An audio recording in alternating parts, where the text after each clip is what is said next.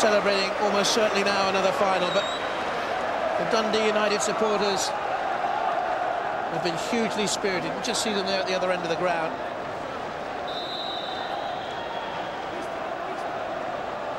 Last minute of stoppage time. Thompson with a corner kick, free header, and he's got another one. What a huge influence.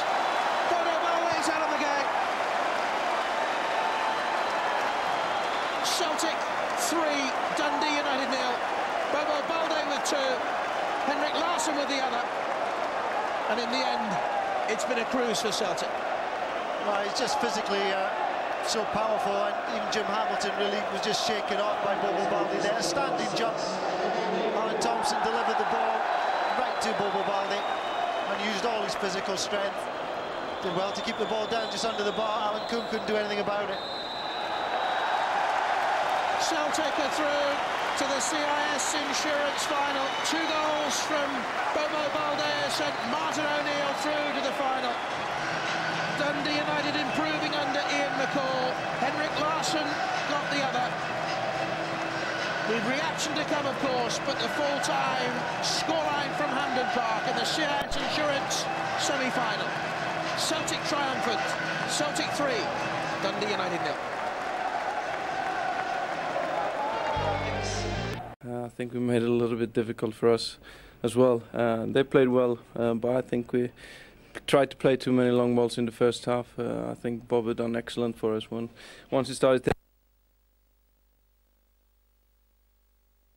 balls today.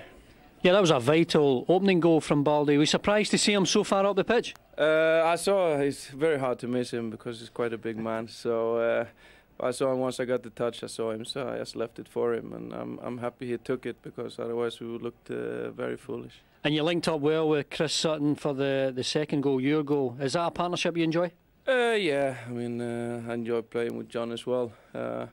But it was a great ball in from Chris, and all I had to do was just hold it up and turn and shoot.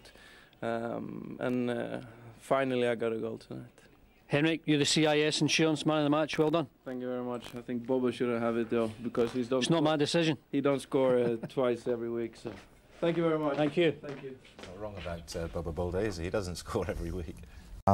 By Petrov, and that'll be a free kick.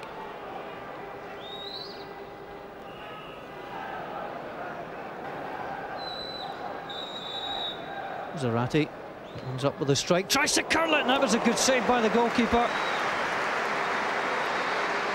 Terrific strike by Zarate, matched by the save of Magnus Hedman. He had one thing on his mind, and that was to go for goal, and that was a good touch by the Celtic goalkeeper. And Larsson mixed with Petrov, and the Bulgarian goes on a run. That's through to Henrik Larsson in behind the defence. There's a real chance. What a tackle that was. Marvin Andrews. Well, that's how quickly Celtic can cut you open. Petrov, the little slide pass in between Medina and Rubio, and they were saved by their partner, Marvin Andrews. Larsson comes into the action. On to Sutton. Good control. Turn into Henrik Larsson. And Alan Main. Well, the first time he's been called into action as a Livingston goalkeeper. And I get the feeling he enjoyed that save. Watch the pass, brilliant. Andrews wrong-footed, Alan Main out quickly to deny Henrik Larsson. Now to Eugene Daddy. Daddy, that's some good control. And he'll get the free kick.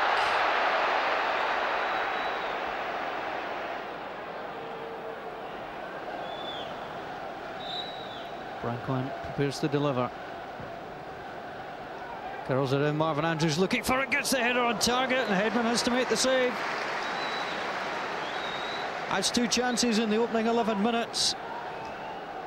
And Magnus Hedman has been busier than he has been for a while. The header was looping underneath, and Hedman taking no chances. Sutton holding off his man, clips it across, Henrik Larsson! What a save by Alan Main! Henrik Larsson is hurt. Alan Main is indicating that to the bench. And he looked also close to getting goal number 35 of the season to equal last season's tally.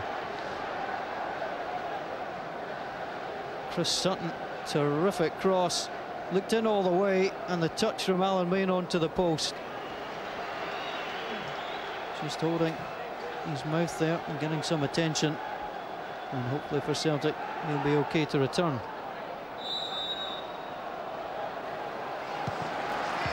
It is Sean Maloney for Henrik Larsson. 2 goals so far this season, Sean Maloney. Well, Henrik Larsson has certainly done some damage. The wave to say that he's okay, but he'll take no further part in this match. Zarate plays it back, Burton O'Brien on to Keno. Lovell tried to get in there, play on, says the referee. Stiliyan Petrov. Always so busy in the midfield, back to Sutton, now McNamara. Tugged there by Keno. Maloney setting up, the ball could break for Stiliyan Petrov. He went for the header, and I think he'll regret not letting that come down. McNamara persistent with a run. Maloney returned it. Took a bad deflection as far as Livy were concerned, but Petrov had a little bit more room than that. Ball into the box, only with a header. O'Brien just knocks it out wide to Bohoken. He's under pressure. Keno on to Daddy. He tried the little dummy. Marvin Andrews has stayed forward. Zarate's in there. Belandin Zarate takes the touch. He'll score! And Celtic go behind as Livingston, through Rolly Zarate's 9th of the season, take a 51st minute lead.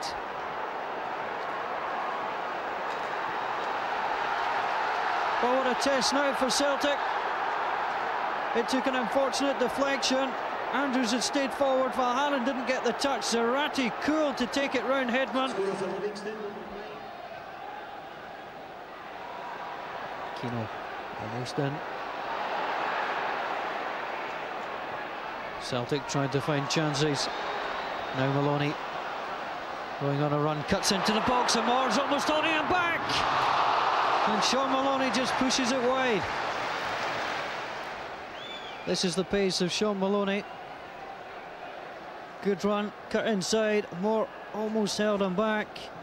He's shaped to shoot, but just pulled the ball across wide. Now Petrov flicked it forward, looking for Sutton. It came through, and the free kick goes against Marvin Andrews.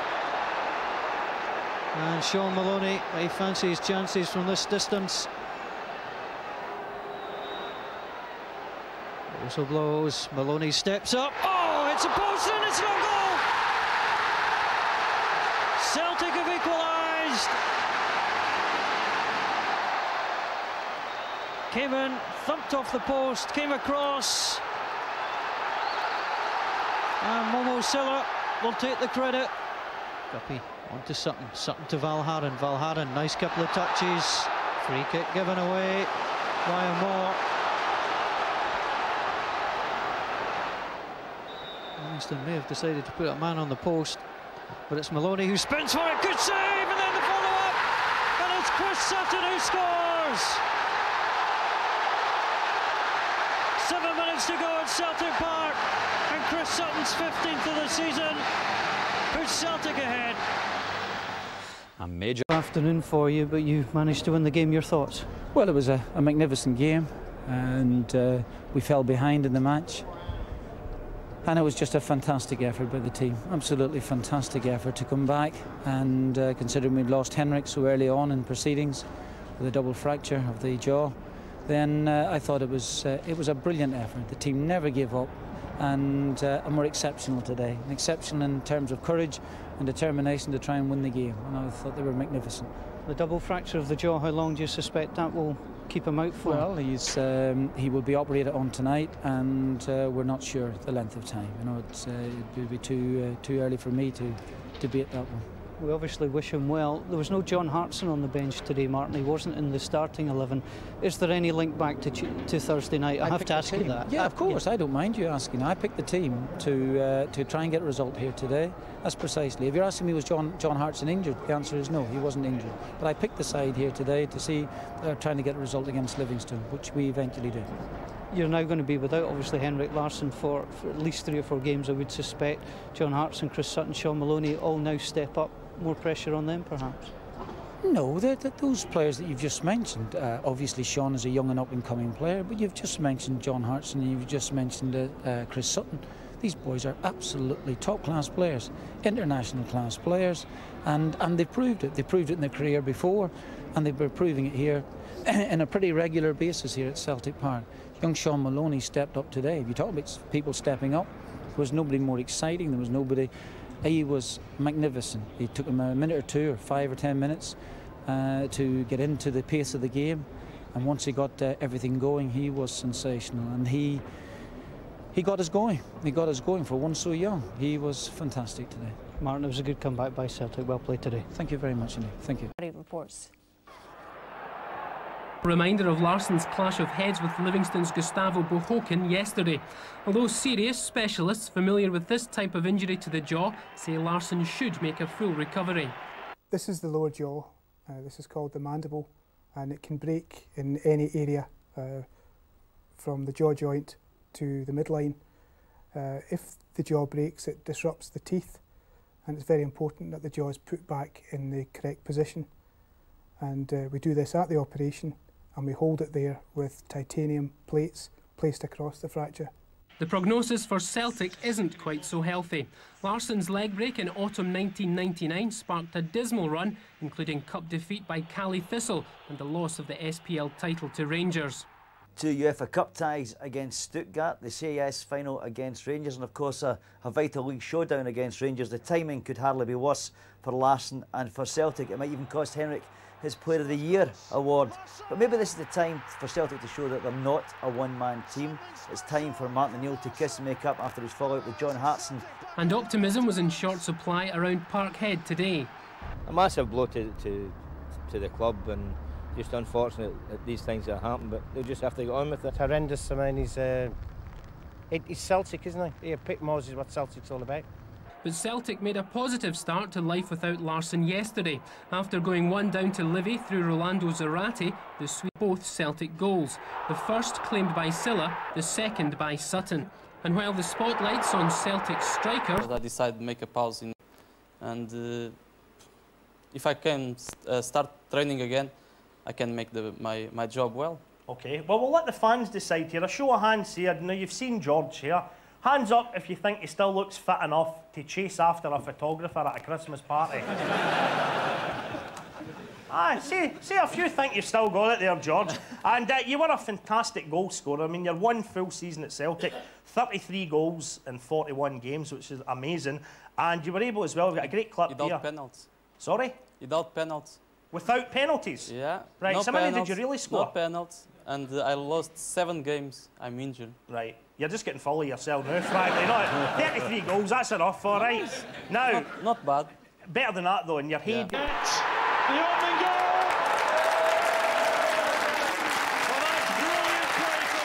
Well, that's brilliant. Were you embarrassed there because that was so far offside? No, it's not offside. No? It's a Motherwell game. Right. OK. Now, a lot of the younger ones in the audience now begin to recognise you. You know, this game is very fun. It's a small story. Right. I'm playing national team. I suppose come in Sunday night. The game is Tuesday afternoon. Yes. Only arrival in Glasgow Monday night. When I go to the lunch, Tommy Burns called me and tell me, hey, I'm stay very angry because you were supposed to stay 2 days ago here and you not go play because I put the team to play. I give the tactic. Okay, no problem. You is a gaffer. I respect. Right. And then 1 hour after, he's telling me, okay, you go play. Celtic win 1-0. I scored the goal. There you go. Ah, not bad. Ah, that's excellent.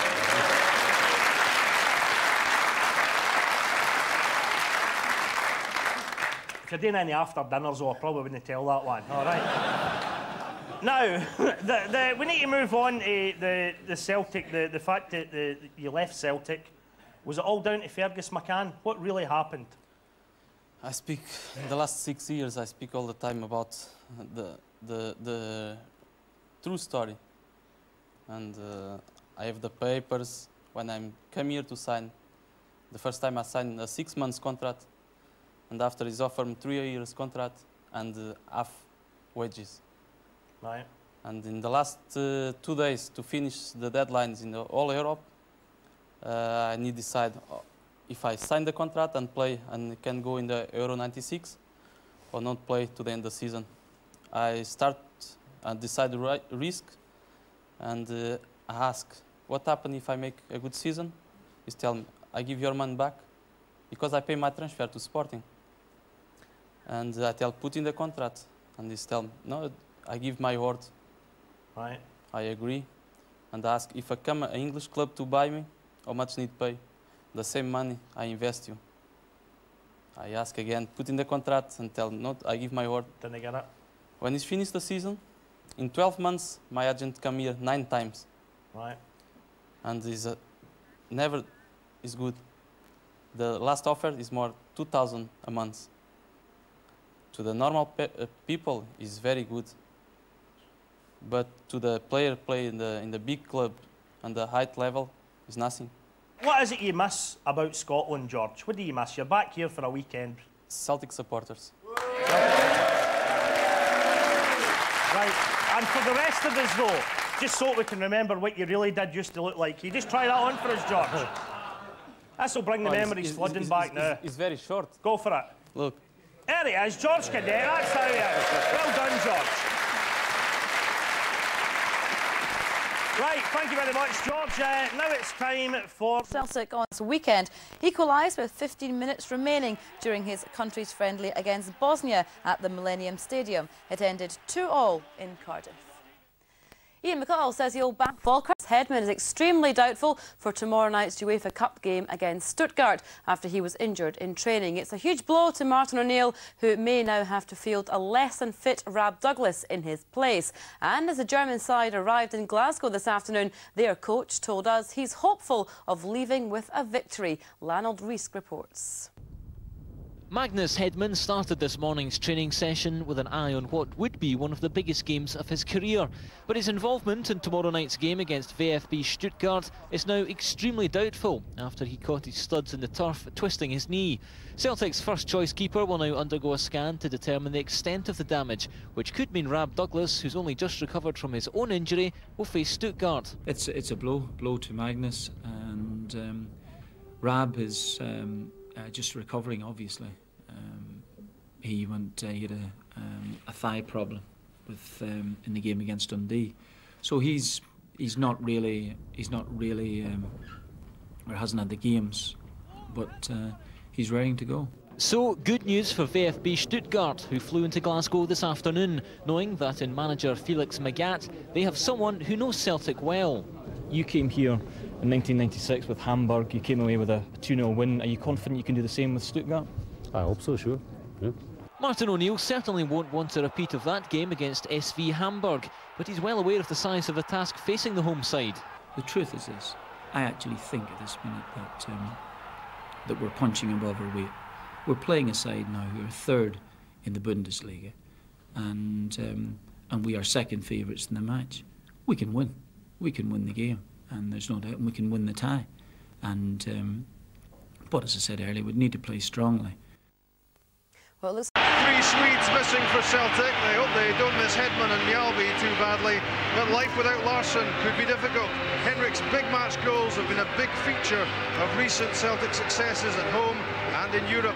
Vigo hero John Hartson is missing as well. He's suspended. Rab Douglas rushed back, as we say. 20-year-old Sean Maloney makes only his 4th start of the season. The surprise of the night is the change to the back 3. Jackie McNamara in for Ulrich Larsson. That's the Celtic side. This, the Stuttgart team. It's the team which lost to Schalke at the weekend, ending a run of 4 straight wins in the Bundesliga.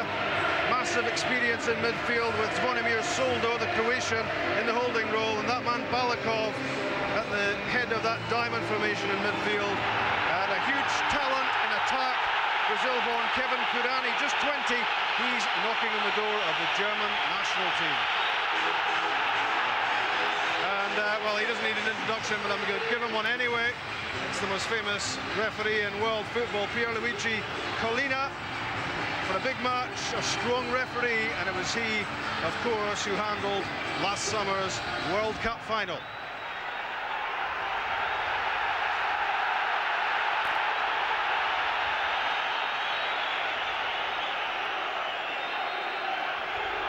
Celtic's European adventure this season started with disappointment, losing out to Basel, losing out in a place in the Champions League, but Celtic have added to their reputation since then with UEFA Cup wins against Celta Vigo and Blackburn Rovers. And how much will Celtic miss Henrik Larsson? We'll let you know. Thompson heads for the byline, that's out.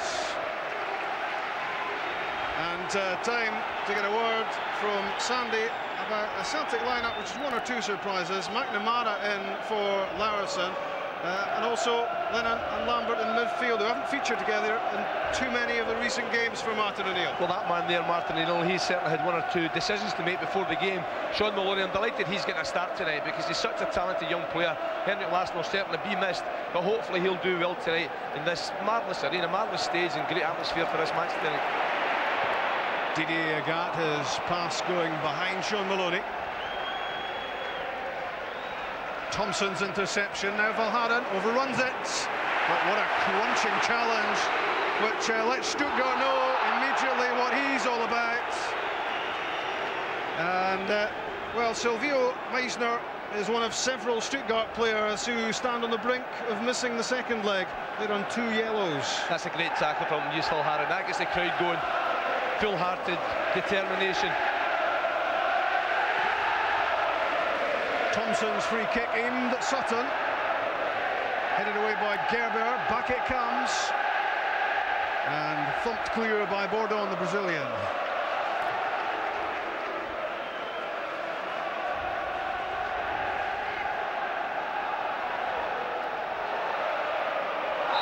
That's got to be a foul on Sean Maloney by Fernando Meira, the Portuguese defender. Played against Scotland in Braga recently, and he's in about Sean Maloney early on. That was high. That was certainly high, no question. It was a free kick, but good play from Sean Maloney. Got there first, got in front of the defender, made life difficult for him, and won a free kick in a decent area.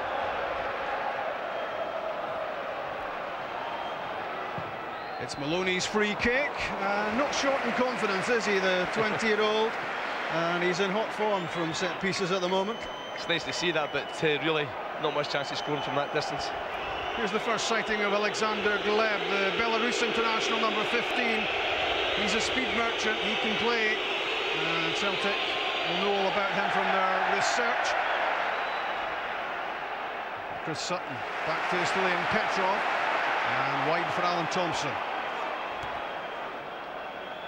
Sean Maloney took his eye off the ball as he considered what he was going to do next. Meissner hurried the pass. Neil Lennon to Jos Valhaden. Robbed by Kevin Kurani, and that's a Stuttgart free kick.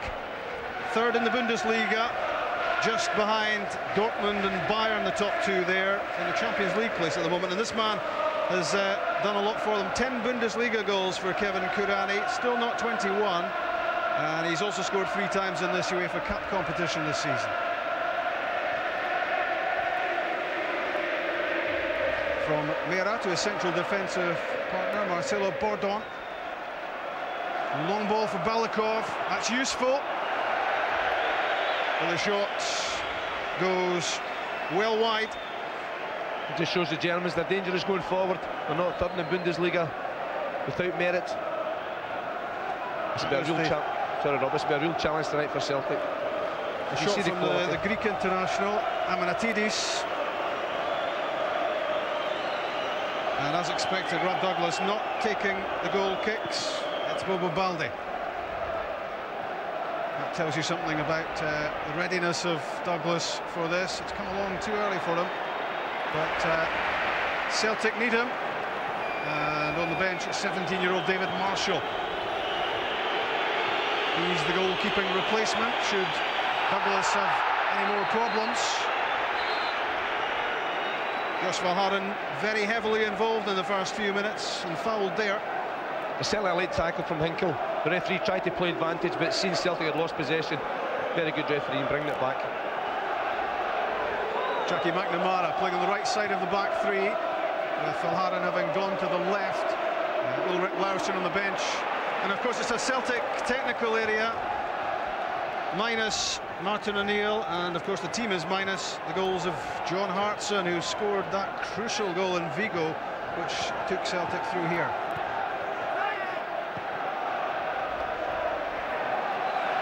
Sutton's header.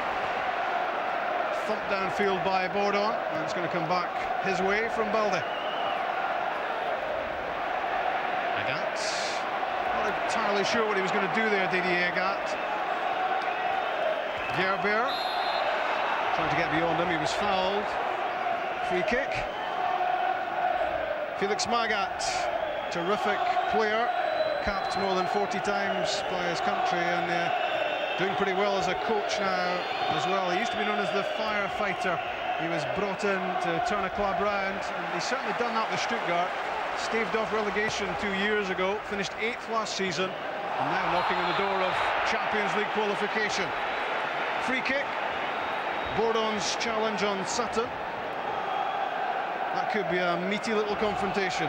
I'm sure it will be. That man, Chris Sutton, we can see him there. Lots of responsibility tonight. Hartson, Larson both out. He's got to look after Sean Maloney, and he started the game really well. Looks a real threat in the air. Lennon's free kick. Chris Sutton got his head to it.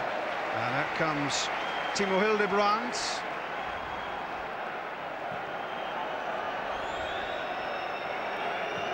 Hinkle. Down the line for Amanatidis. Robbed by Thompson. Looked very sharp there, Alan Thompson. Positive start from Celtic. Some good passing play through the midfield, but they have to be oh so watchful. What Celtic don't want to do here is concede an away goal. We know how those can be decisive. Kurani. And what a good interception by Bobo Balde. Sean Maloney reckoned he was being fouled, and indeed he was, by Mera. Good play again from Maloney. Great positional play. Getting his body in front of the defender again, making life really hard for him. And this just his 10th start ever for Celtic, Maloney. Thompson for Balde. Good challenge from Bordon. Bobo Balde got it back. Lamberts. It's good footwork from Paul Lamberts. That took a deflection, and Celtic have a corner. He just has to the action for the corner kick being given. It's a marvellous atmosphere at Celtic Park tonight. Good play here from Paul Lambert. Doesn't panic. Looks for the opening to appear. Tried to play the ball in the box and won the corner kick.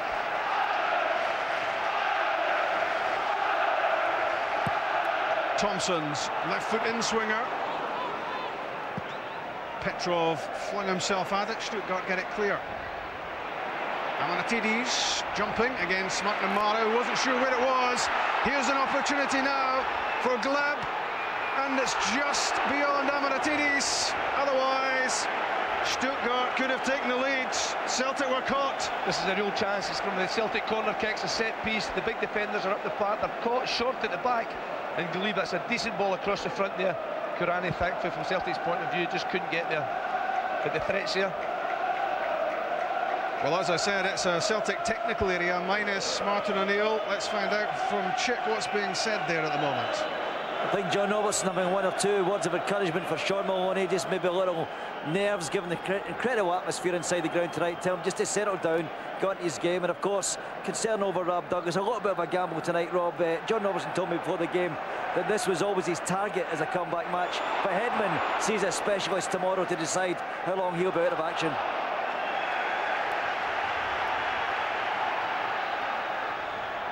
John Robertson, full of enthusiasm, and of course a European Cup winner himself.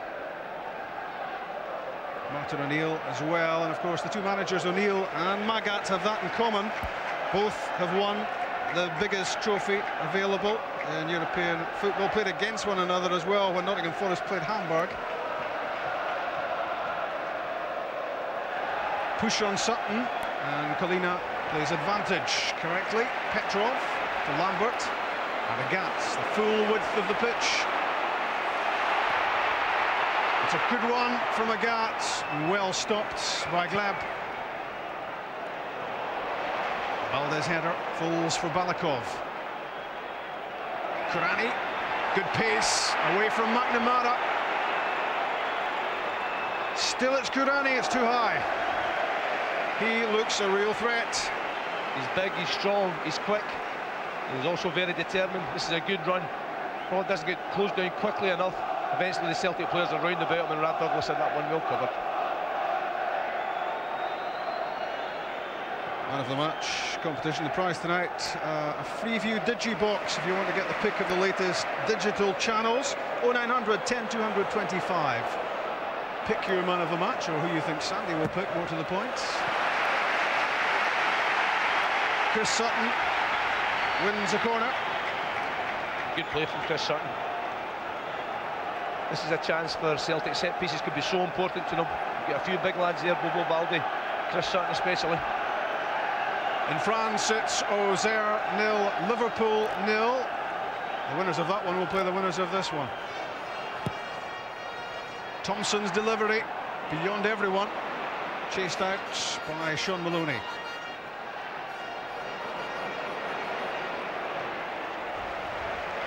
Furthest back is McNamara.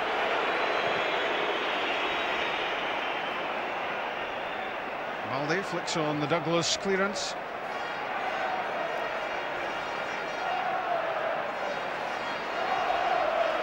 Lambert. Alan Thompson has stayed across on the right side. Useful pass for Didier Agat, who seemed to misjudge it. I don't think the ball would come down quick enough for him. Good ball from Alan Thompson, just put that little bit of spin on the ball, which eventually took the ball out the pitch. But Didier Agat's got good pace down that right-hand side. It's so important he gets there to get the delivery and ammunition into the box. That's a Celtic throw, as Alexander Gleb tried to make progress down the left side for Stuttgart.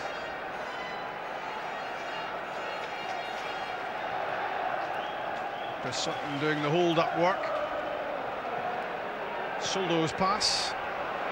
Good first-time ball from Kurani to Balakov. Amanatidis away from Valharan. And that's great covering from Neil Lennon.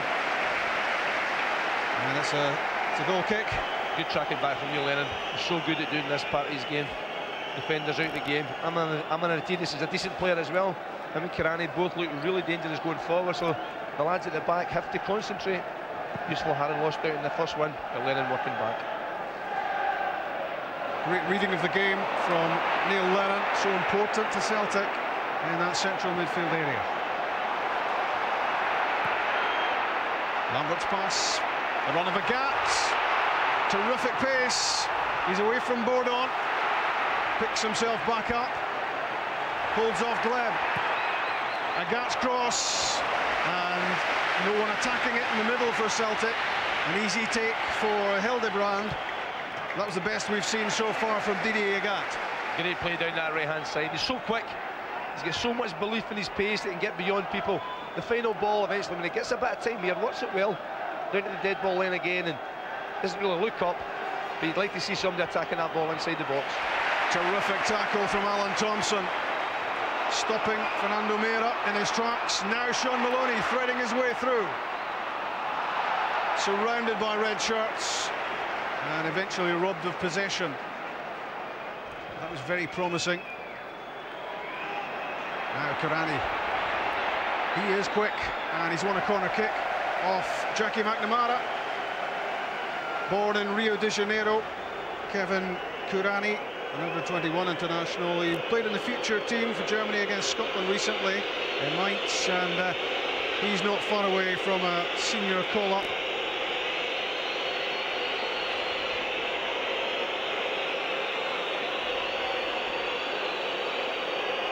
Five in the box for Balakov. Bourdon was there, and it came off Soldo, who I don't think knew too much about it.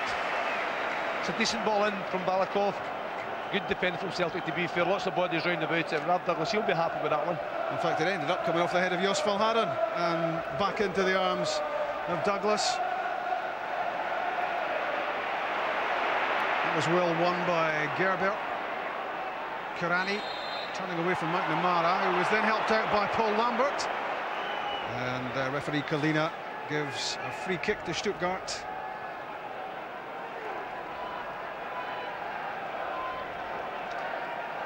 Every dead ball has Krasimir Balakov standing over it, but that's played in far too close to goalkeeper Rob Douglas, who's been a big performer for Celtic in this European campaign. Marcelo Bordon. That's not the sort of service that Balakov and Amanatidis were looking for. Felix Magath, he was in charge of Hamburg when Celtic last faced German opposition. They lost 2-0 in both those games, Celtic. And guess who was the referee? Pierluigi Collina. Offside, Sean Maloney. Let's hear from Chick. Yeah, John Robertson, I think, look concerned about Stan Petrov. They're trying to get a message out to Stan Petrov. I think he's getting pulled too far right. They want him to come across and support Thompson a little bit. I think that's the instructions coming from the dugout at the moment. Petrov looking across, taking on board the message.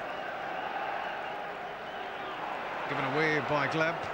And Neil Lennon gets his pass through to Chris Sutton. Lovely layoff from Maloney for Petrov. And what will happen here? He's off. It's a sending off. Stuttgart down to 10 men. The Brazilian Marcelo Bordon is off for a last man challenge on Petrov. It's 11 against 10. There was no doubt in Pierluigi Collina's mind. He has to go, there's no question about it. It's great play from Celtic. Stan Petrov is so good at this support midfield play. He gets the touch, he gets beyond the defender, he's the last man. It's a goal scoring opportunity and he's no option but to go. What a terrific pass that was as well from Sean Maloney, which set Petrov in motion. First time with the instep. And now, after the red card, comes the set-piece chance for Celtic to hit the front. Sean Maloney into the wall. Thompson to McNamara, good pass. Almost through for Baldi. Now a free kick to Stuttgart, who I think are going to reorganise. They'll have to reorganise with one of their central defenders gone. Check what's Felix Magath going to do here? They're going to bring on number 29, Dangle is going to come on. Felix Magath is having a total reshuffle at the moment. As soon as the sending off happened, he said, we'll have a look at this, and immediately it's going to change things, Rob.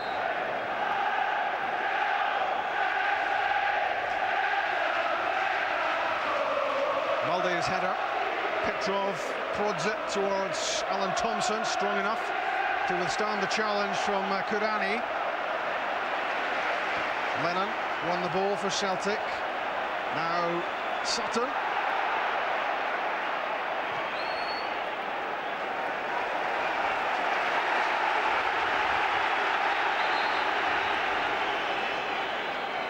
Well, the sacrifice that Stuttgart are going to have to make to reshuffle their team and get another defender on the pitch means that the Greek striker Amanatidis is going to have to come off, and he's looked very lively in the opening stages, and Celtic won't be unhappy to see the back of him. And the replacement is Stefan Dangelmeyer, who's a defender. You can understand the move from Magath. Going to go with a lone striker now, but Celtic will still have to concentrate up front because Karini is so quick and he's so strong.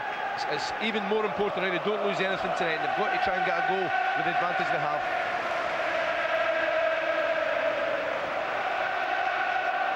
So now playing pretty much a lone striking role, Kevin Kurani, with Balakov operating just behind him.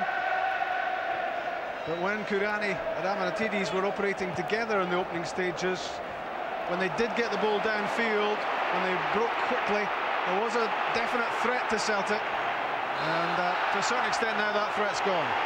Because Didier got looking for the corner kick there, but I think the referee was spot on there, awarding the free kick. They got just a little bit late with the tackle.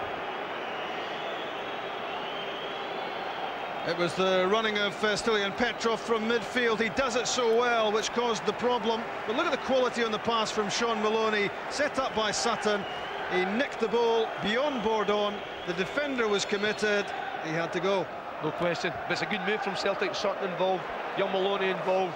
And Stan Petrov does that so well.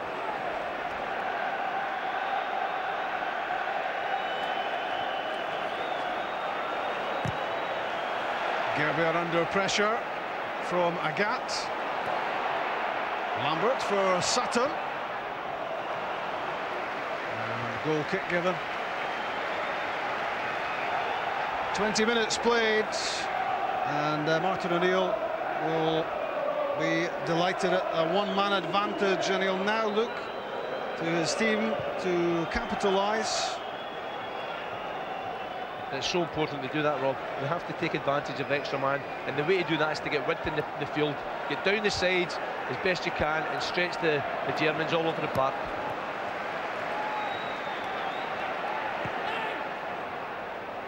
Sutton the target, laid off for Agat. Now Lennon. Jackie McNamara, good pass to Osvalharan. Back goes Kurani. Thompson chipped over the head of Hinkle for Maloney. Played it in quickly. No one there for Celtic. Hildebrand, the goalkeeper, grabbed it for Stuttgart. Meissner. Balakov peeling away to the left side to find some room. Here's Gleb.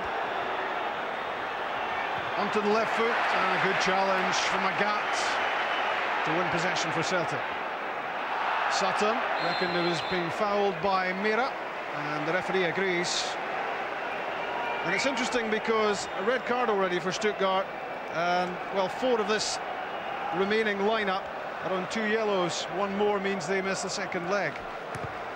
So quite a few players walking a tightrope here, and Celtic looking to be in a strong position. Certainly, it's a great opportunity for Celtic. Fernando Mira at the back, he's already had 3, 4, 5 free kicks against him tonight. And Chris Sutton and Sean Maloney, they'll keep making him work hard. They're trying to even get him a yellow card as well as the game goes on.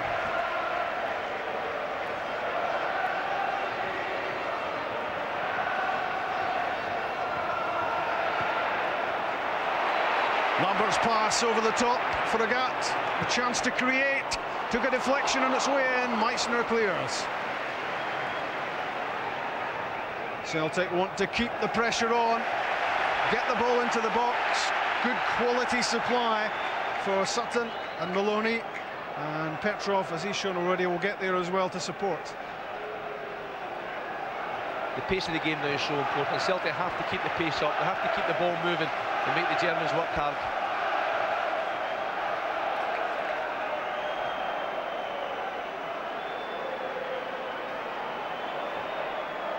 Bobo Baldi to Paul Lambert. Cleared away by the substitute Dangelmeyer. Balakov, 37 next month.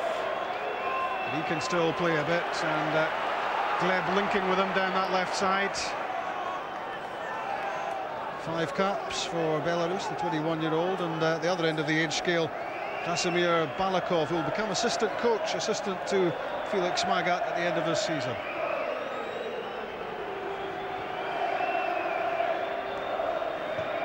Mira. Kurani, that looked to come off his arm. Celtic have it in any case with Lennon and Sutton and Petrov powering away from Mira's challenge now. He's in trouble, and Mira is going to get a yellow card, and this will be amazingly his 5th of the European campaign, because Stuttgart have played in the Intertoto Cup and the UEFA Cup this season. It's a 5th yellow card, and that means he will miss the return game, and Stuttgart will be minus their first choice central defensive pairing of Bourdon and Mera. Mira can't complain with that at all. It's persistent fouling. See it again, Stan Petrov involved again. It's a good run, and that's just blatant obstruction. Made it easy for the referee.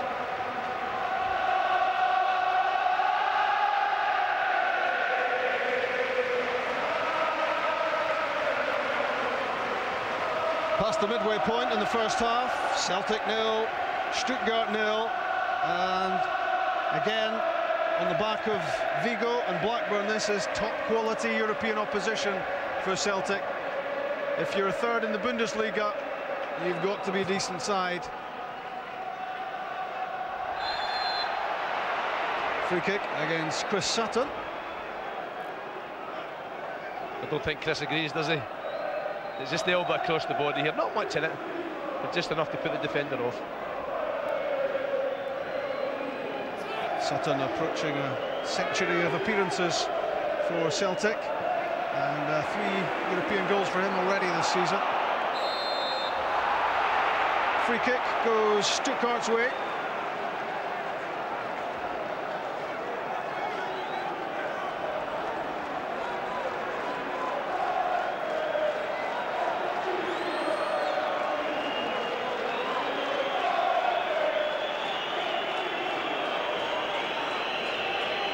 It's Balakov to Gleb. Soldo. Balakov again, in for Kurani! Stuttgart ahead! 26 minutes gone. They may be down to 10 men, but Felix Magath's side are ahead at Celtic Park. The warner's been there since the start of the game. Kurani just get a yard of space inside the box, get across in front of Yusuf Harim. It's a fine header, a good goal from their point of view. But Harim will be really unhappy when he sees that one. He's got to get across and win the ball first. Good strike play, but poor defending. 1 man down, 1 goal up, Stuttgart. And it's Kevin Kurani's 17th goal of the season, 4 in this UEFA Cup competition. It's that so valuable species, the away goal. And how often have those decided these sometimes complex European ties? We said that earlier, it was so important Celtic didn't lose any goals. The previous 2 UEFA games at Celtic Park, both clean sheets. And it's a poor goal, it's a poor goal. Lots of Celtic bodies and defenders inside the box, and that man there, a yard of space, and that was enough. It was all about attacking the ball, wasn't it, Sandy? Kurani did. He got across in front of Jos Valhaeren, and Rob Douglas didn't have a chance.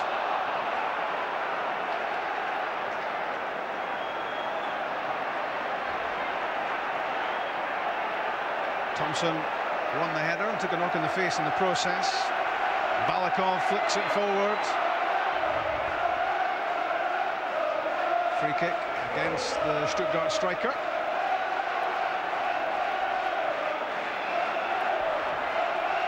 Well, we have a game on our hands. Just when it all looked to be going Celtic's way. A sucker punch. Kurani's header. And just look at Krasimir Balakov. He's flying all over the pitch at the moment. Thompson's cross blocked by Meissner. And the spirit of the Stuttgart team typified by the veteran Balakov. Thompson played in. Didier Agathe has it. Back for Lambert. Sutton. Petrov. Clever flick forward. But Stuttgart get it away.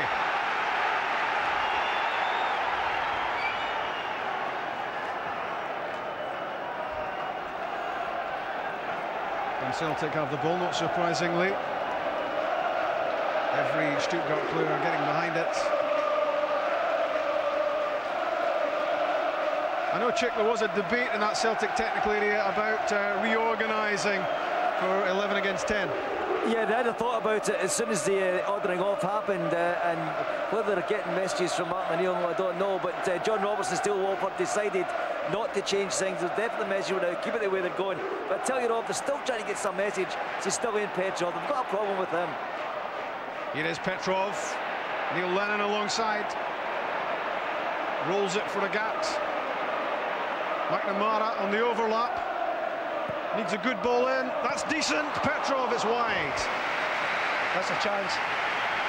Best chance in the match so far for Celtic. Good play from Jackie McNamara, doing overlap and a good ball in the box. The Stan Petrov, you've got to hit the target. He's got time and space. We've seen Kirani doing it at the other end of the park. He's got 2 yards of space there, and you've got to really hit the target, make the goalkeeper work. And Petrov effectively a replacement as midfield general and skipper of the Bulgarian national side when his opponent here tonight, Krasimir Balakov, packs in the game. Andreas Hinkel, Silvio Meissner. Balakov with the quick feet, quick pass, linking up with Hinkel. And Rob Douglas comes to claim it. He's not had too much to do so far, the goalkeeper, apart from pick the ball out of the back of the net. Tell you, Rob, I'd like to see the German goalkeeper working. The one feeling Celtic have so far is they haven't had a shot on target.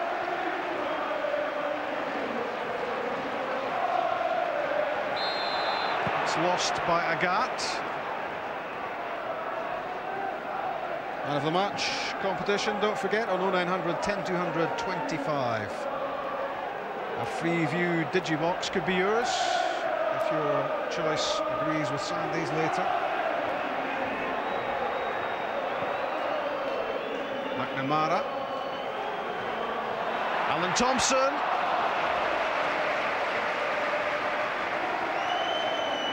Well off target. It was a shot, decent area, but it was closed down really quick. He's got a good left foot, Alan Thompson. It's so important. He supports down the left-hand side. He's got to get decent balls in the box, and when opportunity's there, it's always good for a shot. Remember, you can email us during the course of the programme via the website if you want to pass on your comments about the game. Stuttgart, if you've just joined us, down to 10 men, but 1 goal ahead thanks to Kevin Kurani, the 20-year-old with a whole lot of talent. Long ball from Mira. Balde there. And McNamara alongside him. Lennon to Thompson. Now Petrov. That's good play.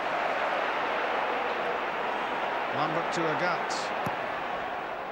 It's in beyond Maloney for Sutton. Climbed well for the header, but didn't hit the target. Chris Sutton does well to actually get on the end of this one. Had to make up a lot of space to get across the defender, but just couldn't get enough on it. Couldn't get up and above the ball to get any purchase on it. Celtic need better ammunition into the area, Sandy, don't they? They do, yeah. That man there, I'm sure he'll win the aerial battle 90% of the time. There's got to be good balls into him. Valharen's header. Alan Thompson fired in at the feet of Chris Sutton, but Sean Maloney stepping over it didn't help his strike partner.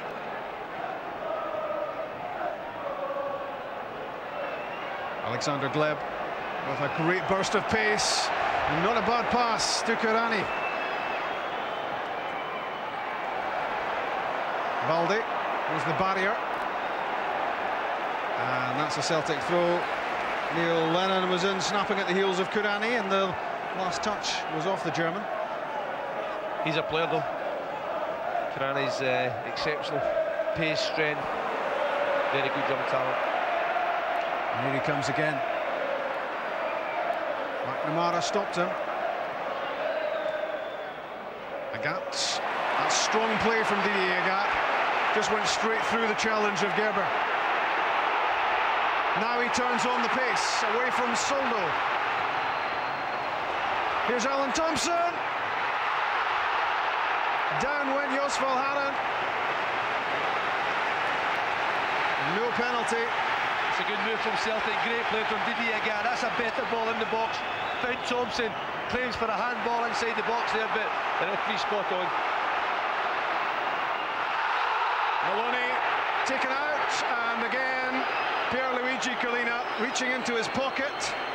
It's a yellow. Maloney's pace causing problems here. The referee's right to produce a card again. It's a late tackle. Sean Maloney doing well attacking defenders. And Silvio Meissner joins the list of Stuttgart players who will miss the second leg That's his 5th yellow in Europe this season as well.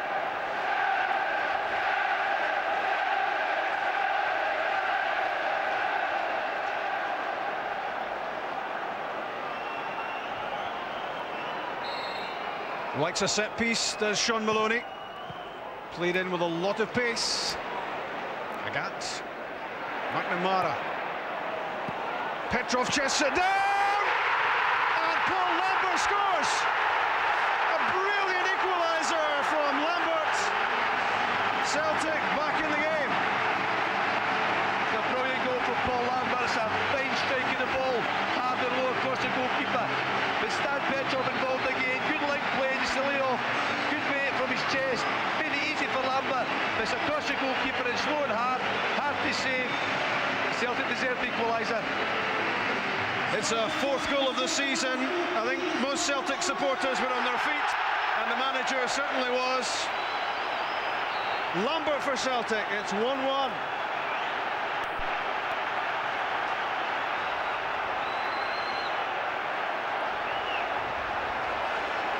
And now Celtic have to go for another one. They'll want to take a lead to Germany next week.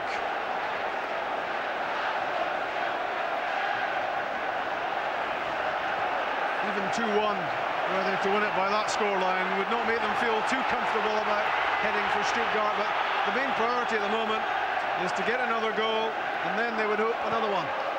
We've got to win the match, no question. Let's go to Germany with at least a 1-goal lead.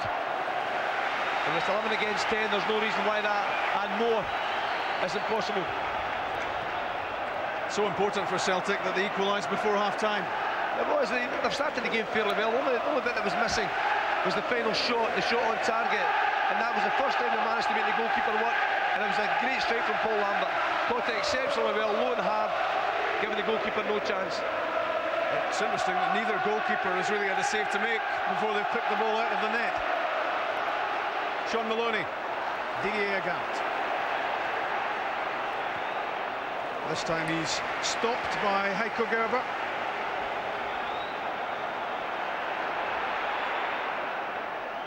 Sean Maloney, who's looked very much at home so far.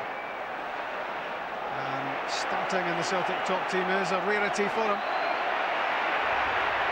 Kevin Kurani off and running again.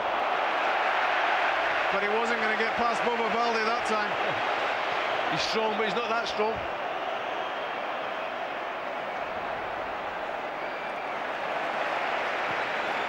McNamara to Sutton offside. Well, Paul Lambert doesn't score too many goals. When he does, they tend to be pretty memorable, and this one definitely can be categorised as such. Chested down to him by Petrov, the drilled finish, and so important to his team. Lots of time and space inside the box. That's the advantage you get with an extra man. Paul Lambert taking full advantage of that. Gerber thumps it downfield and straight through to Rob Douglas, who's gone through a quiet phase since the goal.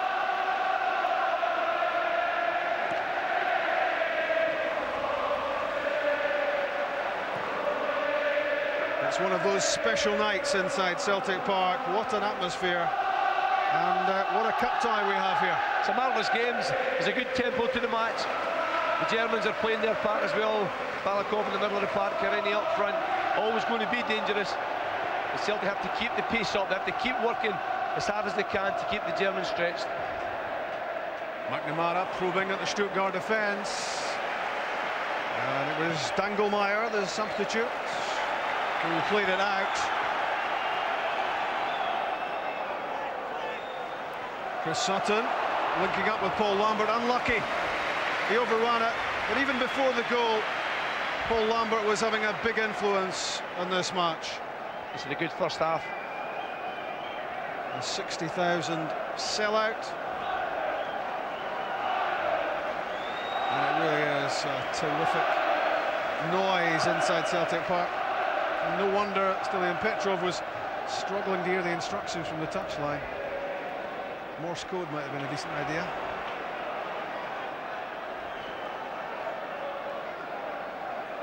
Neil Lennon busy in the midfield. Valhaden overrun it, but in fact the throw's gone against Celtic as Henrik Larsson watches on, and well, what would Celtic give to have that man back in a strip and looking for a second goal?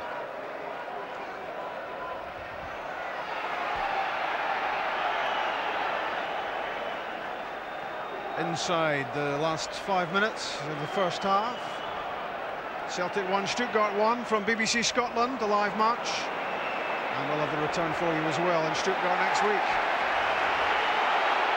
Bobo Balde with a statement of intent as he sprints out of defence, charges forward.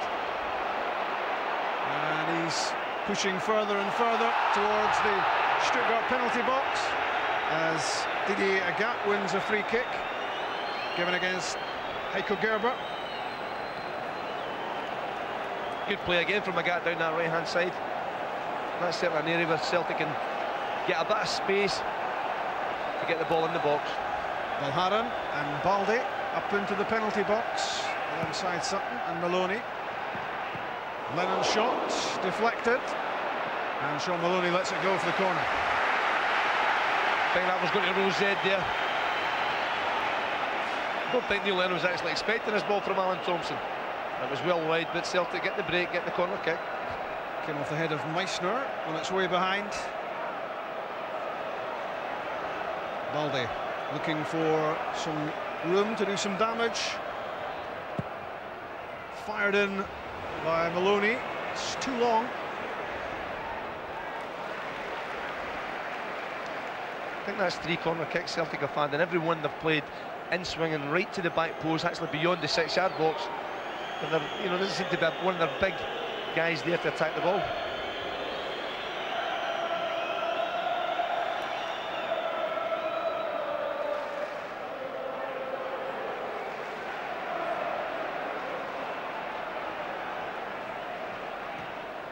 Alan Thompson beyond Chris Sutton's head. Heiko Gerber. Zvonimir Soldo, the veteran Croatian. Gets it back from Kurani. Mira, Meissner, and Hinkle. Malakov against Valhaden, the Bulgarian against the Belgian, and Douglas takes a touch before clearing. Just 2.5 minutes of regulation time left in the first half. Sutton chests it down from Maloney.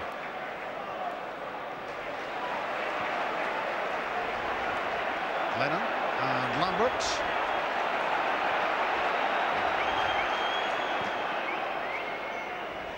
Thompson's pass, and well, you struggle to get it out of the ground, but Fernando Meira tried his best. Bertie Vogts will be captivated watching a team from his home nation against one from his adopted country, the Scotland manager. Lambert's reverse pass for Thompson. Trying to get beyond Hinkle. Does so, and Andreas Hinkle in trouble. And it's a free kick against Thompson. That's a soft one. This could have been a free kick here, but the referee plays this one on. 6 and 2 threes, that one. Not much in it at all. Thompson very unfortunate. That's one of the lowest diving headers I've seen anyway from Silvio Meissner. He was almost underground.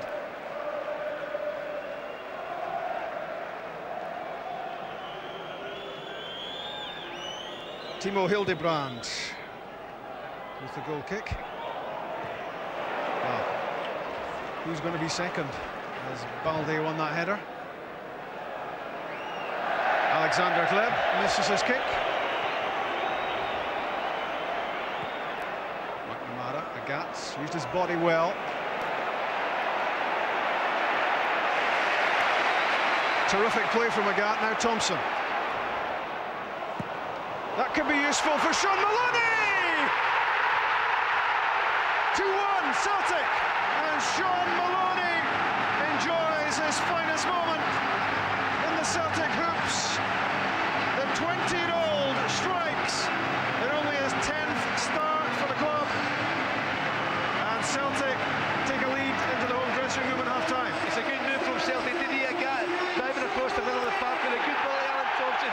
mistake, but when it happens, Maloney's first on the ball. Not the best of first touches, but enough to get there and stick it beyond the goalkeeper, giving the keeper no chance whatsoever. That's striking at its best. Managed to squeeze it beyond Hildebrand and inside the post. And a night Sean Maloney will never forget.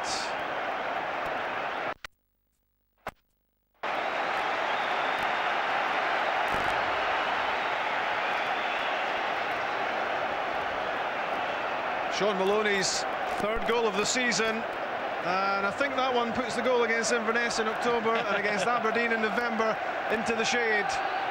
Slightly more important. And how often you see it happening, Robbie didn't connect properly with the ball at all, but it sneaked inside the post. We're in the one and only minutes of time added on at the end of the first half.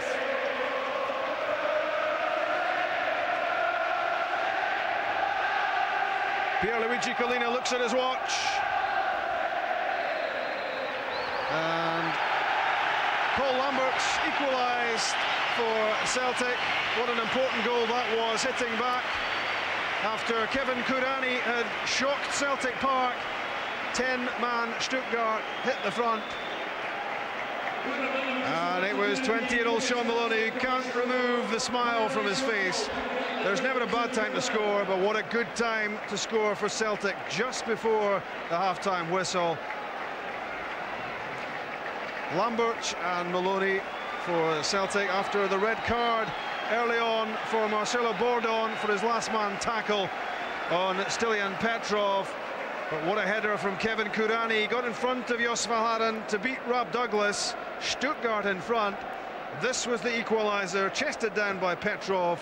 What a good finish from Paul Lambert. And then just before the half-time whistle, the defensive blunder. And Sean Maloney was there to take full advantage. And at half-time at Celtic Park in the UEFA Cup, it's Celtic 2, Stuttgart 1. Oh, an absolutely breathless first 45 minutes. I don't know about you guys, that seemed to flash past about a quarter of an hour, Gordon, didn't it? It was just terrific stuff, wasn't it? It was. It was a fast game, an open game. There's been loads of incidents in it that made it pretty exciting stuff. So, I mean, there's a lot to talk about in that first part. Certainly in terms of, you know, the game has switched twice, really. You know, Celtic started well, but, you know, then they get the break, going down to 10 men. But I just feared for them at that stage that they would go with only one guy. The opposition have got one guy up front and they kept it back three against him, and I thought that was a mistake at the time, and it proved to be that. Yeah. At that point people were concerned because we were worried about what Celtic were doing tactically against 10 men, then they go a goal down, but suddenly it's all turned round again. Well, they say adversity breeds character, and that's one thing we know Celtic's got in abundance, and they've shown that. And I think tactically now that they've grown now. I think we're initially concerned down the McNamara's right-hand side, but I think he's grown in stature and self-belief and confidence in the game. And now that they've gone ahead at psychologically a great time just before half-time, they've taken advantage better of the situation with that extra man, and now they've just got to sustain the pressure and keep it tight at the back, because Cudanya looks an outstanding centre forward, a player of tremendous technique and balance and goal scoring ability, and Balakov is always a constant threat, that link man between the four in midfield, and he breaks forward and supports. So concentration is obviously vital, particularly in the first 20 minutes. Yeah, they're a good side, Stuttgart. They're down to 10 men. They've also had another 2 players booked who'll be out for the return leg. We'll talk about that later. So they've got their problems at the moment, but there's real quality there, and Celtic they can't relax. There's no doubt about that. They've got good players. They've had a long season as well, though. We have to take it into account. They've been playing since July the 6th, when their first inter-total game was, and to fight their way through that competition, and they won that competition, and so they've had all these bookings and they've all mounted up, and it's a shame that they all carry forward, because they've ended up paying for it now, but it's to Celtic's advantage tonight. I just think that the one real low point for me is losing a goal. Celtic have got through in the last 2 rounds against top-class opposition because they kept it tight, and once they went down to 10 men, Stuttgart, I thought the main thing for Celtic now is not to lose a goal, and then they went and shot themselves in the foot by losing that goal. OK, they've recovered well from it, but we know even from the Basel game at the beginning of the season, you know, the 3-1 lead from the first leg, and they ended up going out because of that. So that goal could still be crucial against them, but you know, as long as they can get more goals, they need at least a 2-goal cushion, I think, going to Germany, so they need to score again. There's been so much incident in the first half of tonight's UEFA Cup tie, so let's look back over the incidents. And Celtic under pressure early on. McNamara coming in on the right side of a back three. And early on, Paul, Jackie did look to be a little bit all at sea, didn't he? Yeah, I mean, we obviously looked at the team sheet and obviously we thought there was a prospect Lawson might be playing, but obviously Anil is elected for him. And I just thought they were very productive. They sensed that they could get some good moments down that particular channel. But I think after that he grew in stature. But this man is a decent player. He's on the ball now. So unlucky, no question about that. Kleb, decent ball, good counter-attacking. Started from Celtic's corner, feeds it across, and unfortunately his teammate not quite up to speed with it. Yeah, Jackie McNamara's had a great season at times playing midfield, but you know, unaccustomed playing position. I'm really surprised that Martin O'Neill has changed his back three, who've done well in previous European games, having Ulrich Lawson in the left-hand side, the strength, good in the air, but he's decided to go with Jackie McNamara tonight, and at first it looked as if he was a bit of a problem on that right-hand side. Yeah, it looked that way, and then the problems defensively looked as if they might be compounded. Strangely enough, when Stuttgart went down to 10 men, a red card for Marcelo Bordong. And, well, Pierluigi Collina is the best referee in the world, and this was an easy decision, really, for him, Paul, wasn't it? Yeah, no doubt about that. I mean, to be fair, that was probably Celtic's best productive move in open play. Wonderful one-touch football. Petrov, advancement of a player, that's what I like him to see, to get beyond the defence and his front men, and obviously gets caught down. And clearly the referee spot on in his decision-making. Yeah, I was thinking there, just stay up on your feet and, you know, he's away. Just keep going there, but, you know, it probably worked out better for him, the fact that he got brought down. And the red card has meant Bordon's out now and out the next game, and also they're losing Meira as well is going to be out because of that yellow card. So that's their main two central defenders that they've played all season. They've been having such a good season, Stuttgart, and now the second leg they're without those two players. So that's got to help Celtic. Plus the hard man in midfield, Meissner, who's the enforcer, if you like. He's out as well. So this is all good news for Celtic. But at this point in the game, with Stuttgart down to 10 men, we thought, well, there might be very good news coming. But as you can see there, they were hit with a sucker punch, and it really was, Paul. This was a bad goal to lose. Yeah, I mean, it was a sustained pressure, but I mean, look, he picks up the ball there. Look where the back three is. They've sat off. There's no way he should pick up the ball in that area. But the ball then comes in once again, and you must look at Valharan there. I mean, his marking's not a wicked lapse in concentration, to be honest with you. The ball's fed in there. Kuranya, outstanding, gets half a yard on him. You can see there, I mean, he's got room there, pulls off him, gets in front of him, and it's a decent ball in, but there's no way he should be able to do that and look up. You see, he looks up, flights it in beautifully to the far post. Tremendous header, I must say, but marking. Valharan is a good enough pro. He knows he should have stuck tight and not allowed him space to get in and attack the ball. Yeah, the reason we showed the first little clip there was because it was exactly the situation we spoke about. The ball was played up to Karanja up front, and Celtic, already a man's ordered off. They've taken off their striker in order to go with one up front. So they're going a 4-4-1 Stuttgart. And one guy got the ball. 3 Celtic defenders there. Now, we just both felt at the time, we're saying, you've got to have one man marking and somebody behind. You can even bring one of your centre-backs in front. Why not let Jackie McNamara come in front so they can't even hit that front man? Yeah. But on that occasion, they found him with one ball. So 3 men not doing their job, because what happens sometimes is lack of concentration. You switch off because there's 3 of you. Switch off, 3 of you against one, and nobody takes responsibility. And also, by having McNamara there just as a shield in front, you can push your 2 midfield on Lambert, Lennon, push them further down the pitch, push Petrov in a far more advanced position. So all of a sudden, when they get the ball in the central areas, they haven't got a target. Then ultimately they play into Celtic's hands. But that way, you know, there's enough space there for them to find. And let's make no mistake, Stuttgart, technically they're a very, very good side. Yeah. They've kept the ball well. It reminded me of Blackburn at the time when they first come there. They kept pass and probe, kept the ball well, looking for opportunities. And that's one aspect of Celtic's game defensively that I just felt possibly made a better adjustment to. At that point, they were certainly in disarray, no doubt about it. Half an hour gone, a goal down to 10 men, and certainly now Stuttgart can afford to sit back. But the Celtic recovery was mounted. The first signs of it coming, I think, really, Gordon, through Didier Agat. This was a great run, wasn't it? Yeah, I thought Agat started to get going. He was looking as if he wanted to get past people earlier on, and they were stopping him. But I think this got Celtic, this galvanised them at the time, because they just weren't getting enough, and it just didn't break for them on that occasion. But there was no doubt the lift they got. And the man at fault for the goal is the man up here at the other end, and nearly gets on the end of it as well, Yus Valharan. Yeah, that exactly. He almost got on the end of that there, but then they just kept fighting here. The ball laid back there. This is a great little touch, I thought, from Petrov. You know, he's more or less said to Paul Lambert, go on, hit that, and that's exactly what he does. Look at that, he lays it in his path, but it's a magnificent strike across the ball there, and keeping it low into the corner. Wonderful strike, wasn't it? So that was 1 each, and we were a lot happier. And then just as half-time approached, Paul, well, this was terrific. Yeah, I mean, it started again from a gap. I mean, Maloney done extremely well, goes in, checks back out, and then it was a good run by a Get, went down the line, changed the play beautifully, terrific ball in, then there, picks it up, and I must say the keeper's made a bit of an error there, but no more than Celtic deserved, because it was a period of sustained pressure. They grew in confidence, grew in self-belief. Tactically, they were dealing with the situation, looked composed on the ball, and psychologically, just before half-time, what a great time to go ahead in the game. It's interesting to know that was Dangle-Meyer who made the mistake there. Yeah, he's the one that laid the ball into Sean Maloney's path there, and he's going to definitely be playing in the next leg because the two centre-backs are out. He's come on and sub in this game, so maybe he's not up to the standard of the other two players because he certainly was at fault for the goal. Maloney did well to adjust and put it in the net, but very important that you know, Celtic get back in the game. Yeah, there were question marks before the game about the goalkeeper. In fact, Timo Hildebrand didn't look too clever there either. So 2-1 at half-time. Let's hear from Tom Boyd at Celtic Park. He's talking to Chick Young. Tommy, are you content with the first half? Yes, towards the end there, obviously getting that second goal was very important for us. Gives you a lift going into the second half. You know, disappointed to lost that first goal, but I think the lads have shown a great character and started to drive it to Stuttgart. I'm guessing that the manager has been saying to the players this week, go and prove you're not a one-man team. Yeah, you know, there's quite a few big players we've got missing tonight, and I think the lads that come in are showing that you know, they're well replaced tonight, and Sean to go very well. So it's yeah, they've done very well. Clearly the heads go down. I was going to say something to you, I can't remember what it was. I suppose the loss of a goal, you keep thinking, oh, it's an away goal. Yeah, I think it's important that now hopefully we can take advantage of having a man sent off. You know, that's important. I think that's maybe shown towards the end of the first half where they're maybe tiring a little bit, and we certainly hope that will happen in the second half. And it's up to the lads. They've got to go and keep forcing it and hopefully make the second leg more comfortable, because as you say, at this moment in time that away goal is looking large.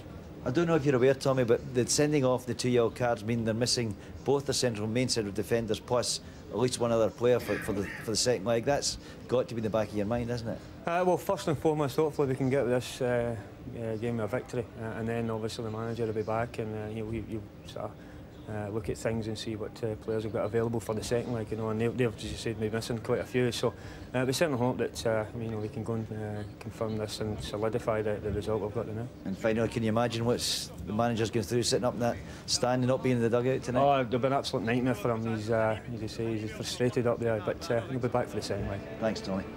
Cheers. Juventus, Valencia, Basel, Suduva, Blackburn and Celta Vigo. Can they make it 9 against Stuttgart, and can they get a healthy enough advantage behind them to feel good about the second leg, which of course is just 7 days away? It was 3-1 against Basel in the Champions League qualifier, as Gordon said at half-time. That didn't prove to be a big enough margin to get Celtic through. They don't want to slip up again. It's 11 against 10. But what they have done is turned 0-1 into 2-1. They've got to have lots of confidence now, Celtic, in the second half. They've got to have belief in themselves, because this game is here to get more goals, no question about it. The crowd are right behind the team. They've got the extra man, but they have to play the game at the right pace. They have to really work hard, continually keep the ball moving and stretch the Germans as much as possible. Balakov got the break of the ball. Gleb alongside him.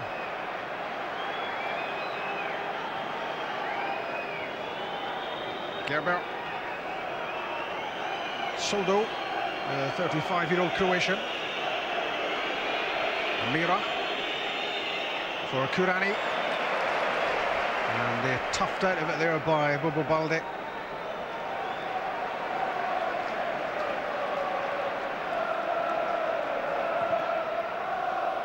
A drilled pass from Thompson. Dangle-Meyer flicked it away, but Dangle-Meyer, the substitute, has looked less than impressive since being brought on to the reshuffled defence. Here he is trying to do a marking job alongside Mira on Chris Sutton, but he was brought on when Bordon was sent off, Sandy, and he was certainly at fault, blatantly at fault for the Maloney goal. No question about that. It doesn't look the best by any manner of means. Celtic have to try and take advantage of that.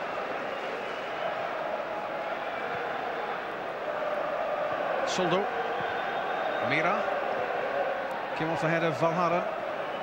Back goes Petrov. Good play from Stilian Petrov. And it's an interesting fact in this game that we've had 3 goals and we haven't yet had a save. It's been incredible. Celtic 2 shots on target, 2 goals, which is good, but they need, you know, just get the ball forward just a bit quicker. Try and, as I keep saying it, make the Germans work as hard as they have to at the back.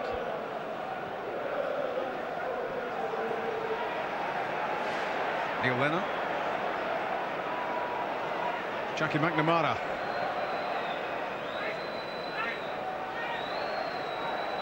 McNamara trying to get comfortable in that back 3 role. And he has been used this season. It's been pretty much in central midfield.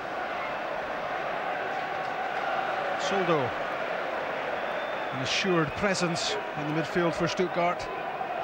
Kurani flicks it on, got the better of Balde, and aerially, not too many strikers do that at home or in Europe.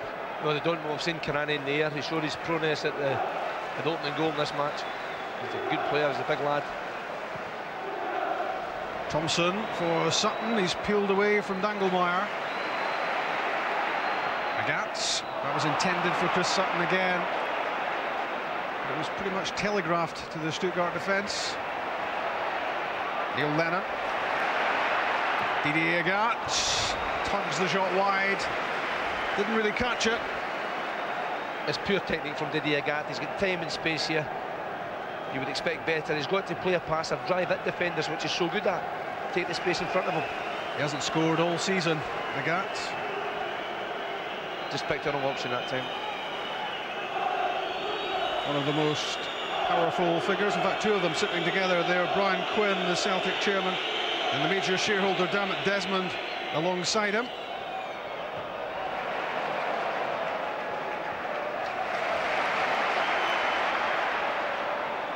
Thompson held up by Meissner. Hinkle tries to get forwards, holds off the challenge of Lennon. Neil Lennon recovered well, having initially been beaten for pace down the flank by Andreas Hinkle, another top youngster in the Stuttgart side, just 20, and he too is heading towards a senior international future.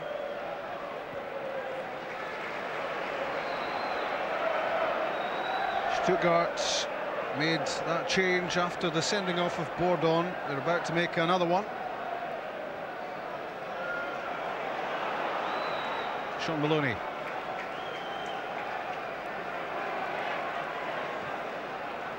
Bradley Carnell, the South African, is going to be the player to come on for Stuttgart. Celtic in possession. Sutton sets up Petrov. Now Alan Thompson driving at Hinkle. Still Alan Thompson.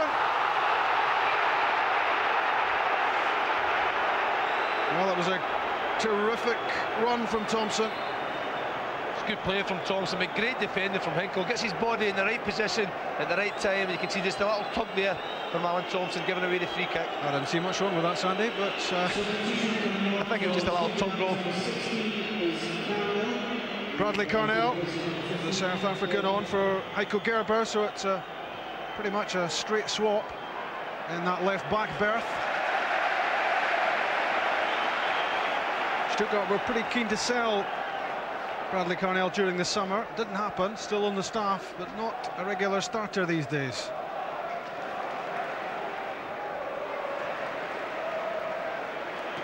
Lennon, seeing Valharen, and Alan Thompson wants as much of the ball as he can get. A neat pass for Sutton. The support is from Petrov. Played a big part in the setting up of Paul Lambert's goal. McNamara plays the 1-2 with Lambert. The return pass slightly behind him. It's good scrapping from Celtic in the midfield, winning the 50-50s. Agatz squares it for Petrov. Good pressure from Celtic. Can they find the cutting edge? Not that way. Alan Thompson sliced a shot. That's a poor one from Alan Thompson. He's got such a good left foot, but really didn't keep his concentration at all there.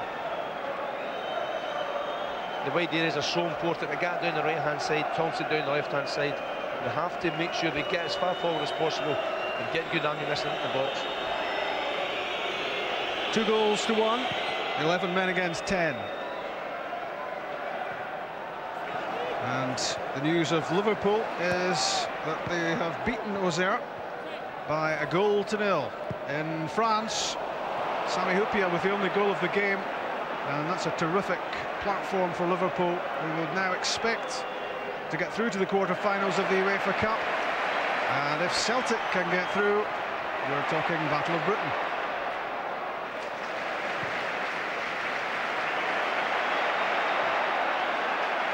Balde to Thompson. Now with Valharen. No one will be more critical of the part played by Celtic in the Stuttgart goal than Jos Valharen. That's good running from Alan Thompson, and Silvio Meissner is walking a very dangerous path. He's a lucky man. It's clear obstruction. Thompson's got beyond him. Good play from Alan Thompson, and really that for me is a yellow card. Yeah. Well, you would say the referee's opted out of that because he knows he's already booked Meissner, and he knows that if he shows him another yellow, it's a second red for Stuttgart. He may be the best in the world, but I think he's opted out there. Petrov's free kick, dangerous. All they needed was a touch on its way, and it might have been a problem for Hildebrand. Lots of bodies inside the box. This can go anywhere. Goalkeeper keeping his eye on the ball. Made it look easy. Back from Lennon to Douglas. Rob Douglas out of action for 2 months. December 21 was his last top team game. And he certainly wasn't expecting to be featuring here. That was until Magnus Hedman twisted his knee in training. Neat pass from Agat, gets it back from Lennon, and that's a good recovery from Cornell. Quick enough to counter the pace of Agat.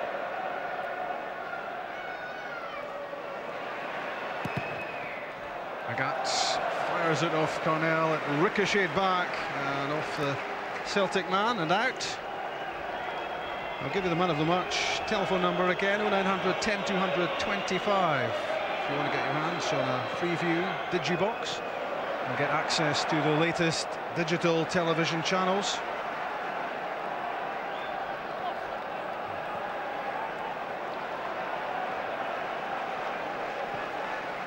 It's 2-1 Celtic, but they know that's not the size of lead they want to take to Germany next week. The away goal could still be a problem for Celtic. No question about that if the scoreline stays the same. But I'm watching Stuttgart, Rob. They're very well organised defensively. When they lose the ball, they've got their back four, the 4 midfield players, and they're a solid unit, 2 solid units there, and giving Celtic very little space. That wasn't too solid though, and there was a real chance there for Sean Maloney to cash in. At Celtic Park, the Rangers manager and assistant manager Alec McLeish and Andy Watson. Just a few seats along from Henrik Larsson. Balde won the header. Lambert made sure that was his. Agat, terrific play, swerving away from Soldo. Lambert still down, and he's in trouble. Thompson in. Headed away by Mera. Balakov to Soldo, and Zvonimir Soldo knocks the ball out of play in sporting fashion so that the Celtic skipper can get some attention. It's a sore one for Paul Lambert. You see him here eyeing the ball. Just a little bit like accidental, no malice in it. I think Paul Lambert's immediate natural reaction here was immediately to jump back up to his feet, but he was trodden on there, wasn't he? He was. Both players just keeping their eye on the ball, watching the ball. Gerber just a little bit late.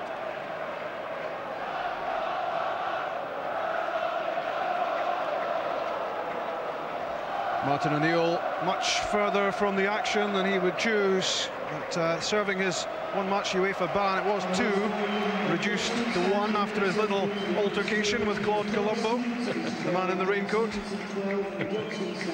He should have been wearing the raincoat that night. And a hood and a mask and everything else.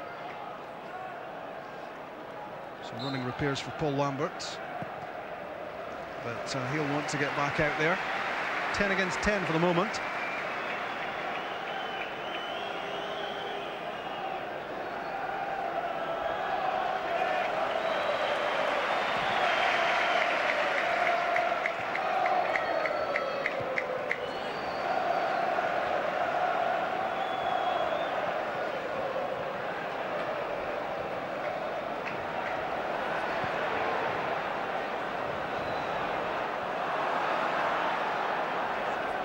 Petrov's pass for Thompson.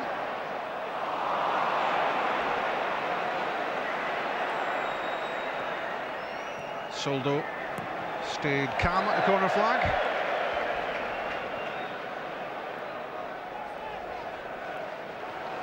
Strong play from Jos Valhaeren. Sutton's flick. Valhaeren again. That's a clever header from Chris Sutton, which finds Alan Thompson in some room. Petrov and Lennon. Lambert's back on. Thompson's cross. In goes Chris Sutton. Hildebrand in trouble. And a free kick is given. This is a soft one for me. Over-protection for the goalkeeper again. Chris Sutton's going for the ball. There's no contact made at all there. I can't see why the referee pulls this one up. Nothing in that at all. Just to clear up the Stuttgart substitution, it was Gleb, the player, who was taken off, and his left midfield role has now been filled by the man who was left back, Gerber, with Bradley Carnell just behind him. Berger just gone in late on Bobo Baldi and found out it's a major mistake to do that, because he came off second or maybe third best.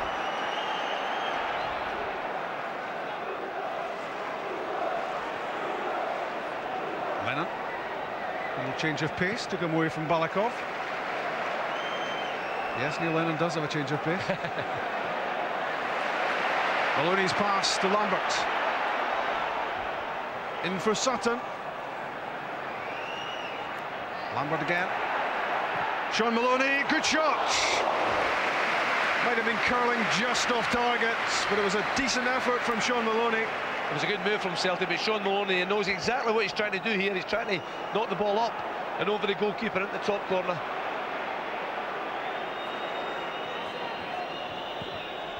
Meissner, Soldo, Gerber.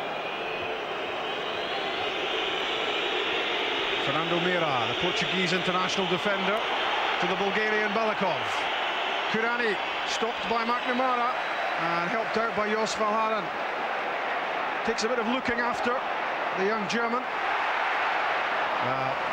Terrific play again from Didier Agat. So quick, so strong, but the challenge of Carnell was enough to ensure the ball ran out. Here is Bradley Carnell, the South African. Good interchange with Kurani. Through the legs of McNamara. And covering in behind was Bobo Baldi. Heiko Gerber. Carnell threads it through for Kurani. Good header from Alan Thompson. The boot of Meissner was pretty high. He seems intent on getting himself sent off. Good running from Sean Maloney.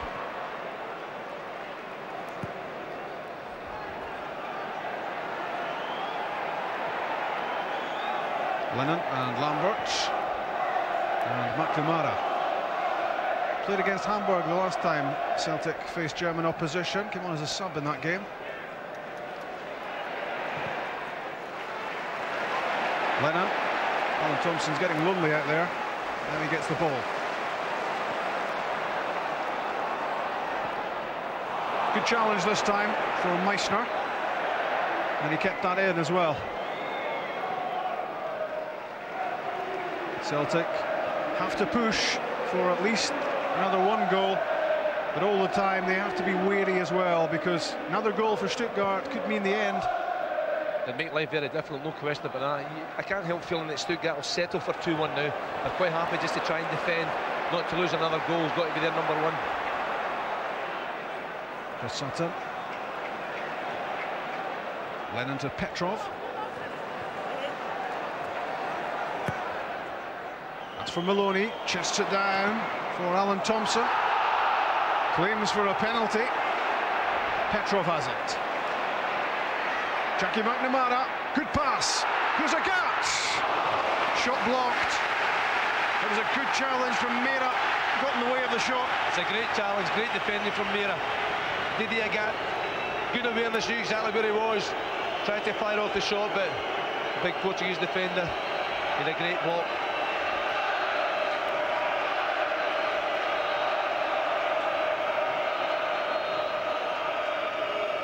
What sort of damage can Sutton, Balde and company do here? Thompson to Neil Lennon, didn't get over the shot. In a lot of room, well picked out by Thompson, and that was frustrating, presumably, for John Robertson, Chick. Yeah, he's just had a look up to Martin O'Neill up in the stand. There he is, having a little look at line of sight up to Martin O'Neill at the front of the stand. I think there's been consideration whether Celtic should make a change at this stage. As far as I can gather, Rob, they're deciding just to hold it at the moment. They think the formation they're playing will maybe bring a goal, but I wouldn't be surprised if in the wake of the next 5 minutes or so they do make a change. McNamara. And with Celtic in possession, Stuttgart funnel back and adopt a pretty rigid shape.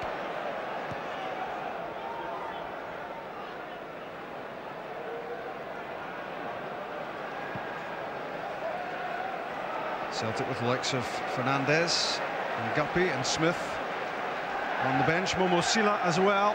He is an option. It's an offside.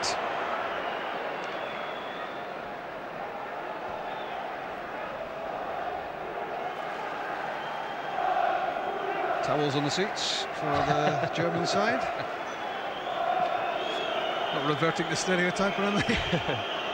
They'll be reasonably happy with the result so far. They'll feel confident at home they can beat Celtic by 1 goal.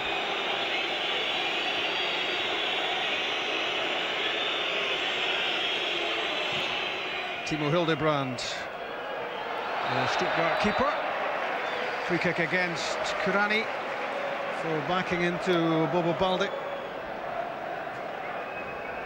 Well, he's everything we heard about him and more on his performance here. Tall, strong, quick, scores goals. And I believe he's very good in the karaoke as well.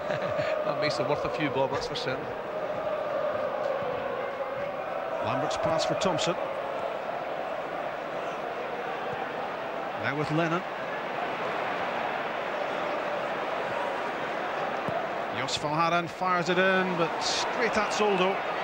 The Celtic move breaks down. And that's a free kick.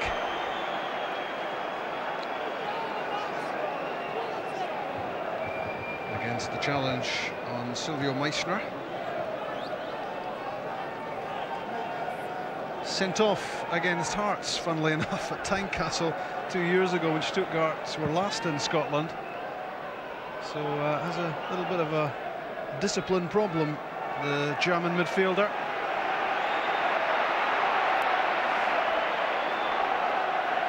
Hearts narrowly lost out that time after a good show at Tynecastle. Remember it well.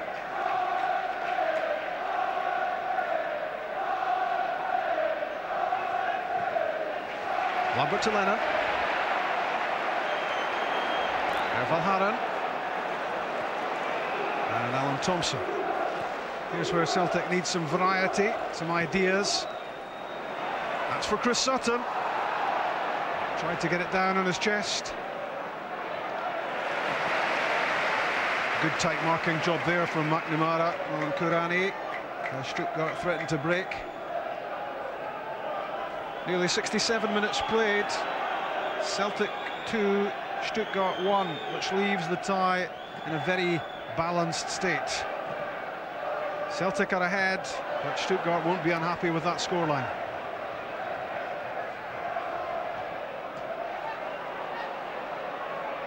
Lambert finds himself some time and some room and finds Bobo Balde. Valharan. Thompson has seen a lot of the ball, and he was caught late after the ball had gone by Meissner. Missed by the referee and seemingly missed by all the officials. Lambert's pass. Petrov! Oh, yes! What a goal from Stilian Petrov! How did he squeeze that in?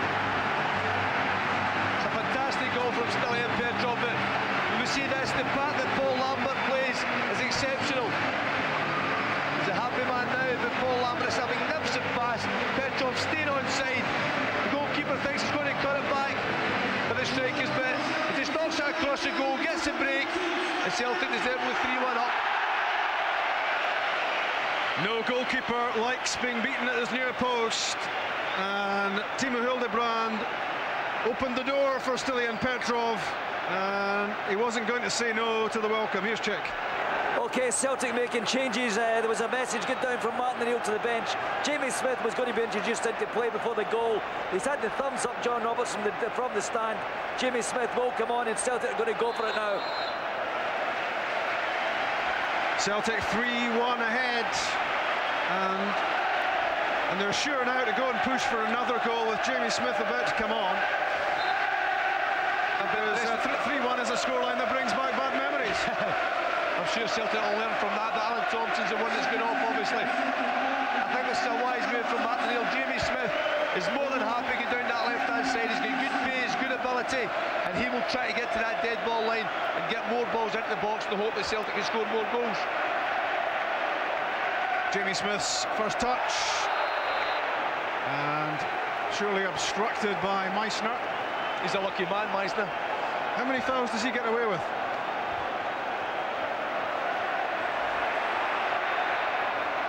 Good running from Smith. Full of confidence at the moment, having picked up his first Scotland cap last midweek.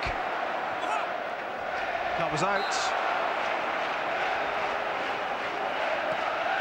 Stilian Petrov scores his 8th goal of the season, and look at the quality on the pass from Paul Lambert. Perfect, and fairly imperfect was the goalkeeping, but Martin O'Neill's not bothered about that. What he's bothered about is that brilliant finish from Petrov to make it 3-1.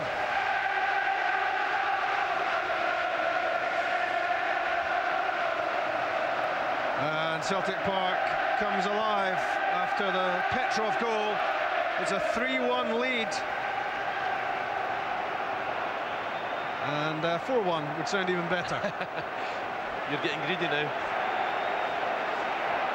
Plenty of time for another goal, 20 minutes left. The last 20 minutes of this game will be interesting to see if the Germans start to tire with the man shot. Good running from Jamie Smith, another of the Celtic youngsters, Sean Maloney.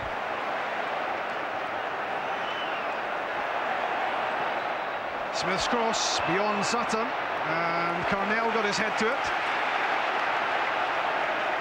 And Agat lets it go. Sutton again. So difficult to handle, Chris Sutton, as the Stuttgart defence are finding out.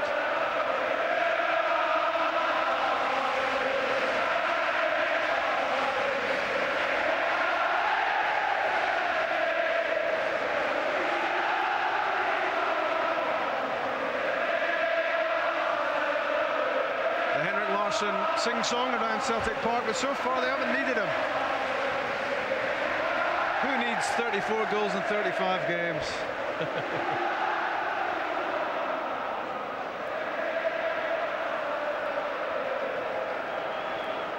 That's out of Carnell. And don't forget, you will see every blink of the second leg of this tie as well. And if it's as engrossing as this first leg, then you don't want to miss 6:20 next Thursday on BBC 2 Scotland. It's a 6:30 kickoff because of the requirements of German television. Don't blame us. You probably will anyway, but don't. Celtic will want to finish the job then, but there's still work to do here. I still feel there's goals in Celtic yet, though, Rob. Every time they got the pack, they look so dangerous now. And the goalkeeper again looks a bit suspect. I would keep putting him under pressure.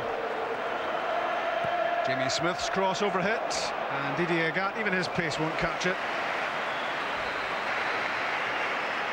The obvious finger of suspicion pointing at Timo Hildebrand's goalkeeping. He's just 23, and many see him as the successor to Oliver Kahn, both at Bayern Munich and in the German national side. Well, I don't think Oliver would have been too impressed with the gap he left at the near post there a few minutes ago for Stilian Petrov to fire in.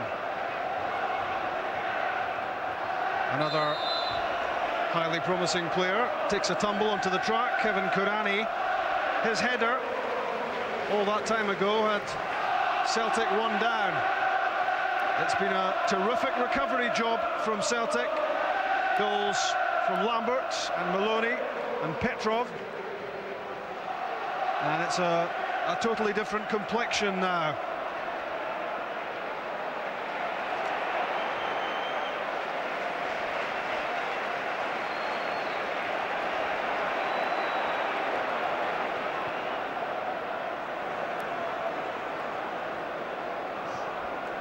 Celtic have produced top-drawer performances to dispense with Blackburn Rovers, who at the time were top 10 in the English Premiership. Celta Vigo were top 5 in La Liga when they were pushed to the side. And now it's the third best team currently in Germany's Bundesliga, who are in grave danger of being put out of the competition. Although, let's take nothing for granted, because we've still more than a quarter of an hour left, and Felix Magath would like to think that his side could get another goal, and suddenly the whole balance of this tie shifts again.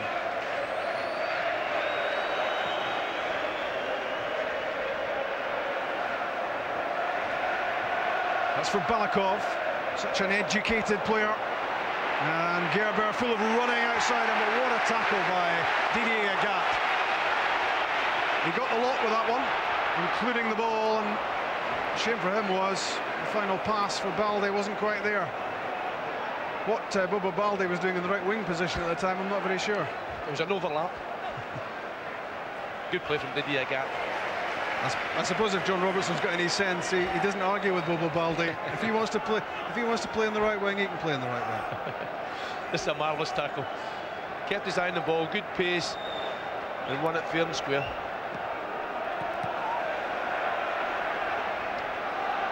Another substitution coming up from Felix Magath and Stuttgart. Last throw of the dice as they try to get another goal. They've silenced Celtic Park once, or at least the home support.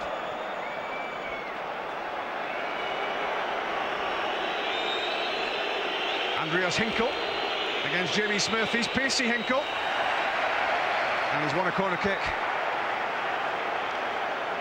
Good play from Hinkel. Jamie Smith looking back. It's a good tackle. Celtic haven't had much defending to do for a while, but they have to get their full concentration back now. And there'll be a change made before the corner kick is taken. And, well, Silvio Meister taken off before he's sent off, presumably. And his replacement is Misha Rundio, who's a 20-year-old.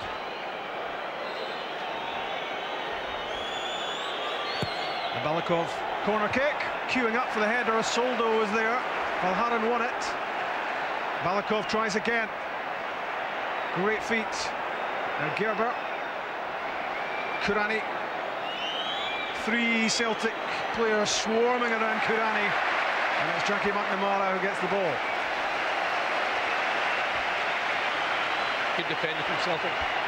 Working hard all over the park.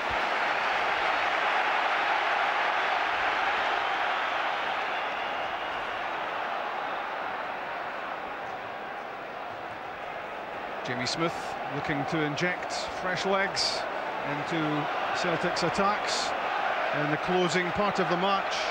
77 minutes on the clock now. How time flies. This match has sped past. Don't know how it's felt to you watching at home, but It really has moved. Smith's cross, not a great threat. Your last chance to enter the man of the match competition. 0900 10 225. Who do you think? And who does Sandy think? We'll find out soon. And you could win a Freeview Digibox if your choice tallies with his. There will be a Celtic player, Rob. That's all I'm giving away. You're not really narrowing it down, are you? There's a few contenders, I'll tell you. Didier Gat's played well, Paul Lambert's played well, Stelian Petrov. Back from Hinkle to Hildebrand. In goes Sean Maloney. And pressures the German goalkeeper. He made some good saves against Schalke at the weekend, but he let in a soft-looking goal as well in the 2-0 defeat, which put them from joint second to third in the Bundesliga. But they're having a terrific season, the surprise package of the German campaign. Hinkle's header doesn't really get Stuttgart out of trouble. Zvonimir Soldo, the Croatian. It came off Valharen. Good play from Jus Valharen there. Soldo has retired from international football. Remember him playing for Croatia against Scotland in recent times. And still a big influence. Felix Magath trying to persuade him to carry on with Stuttgart, because he's going to lose the playing services of Balakov at the end of the season when he goes into a coaching role.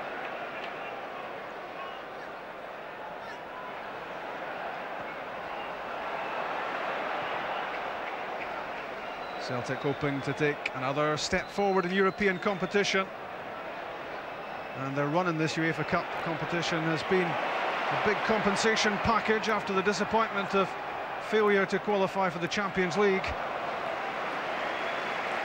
But they've beaten Blackburn, they've beaten Celta Vigo, and Stuttgart will be another mighty scalp.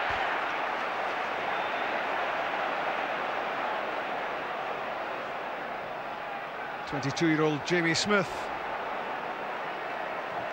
He started very few games for Celtic this season, but already a full Scotland international.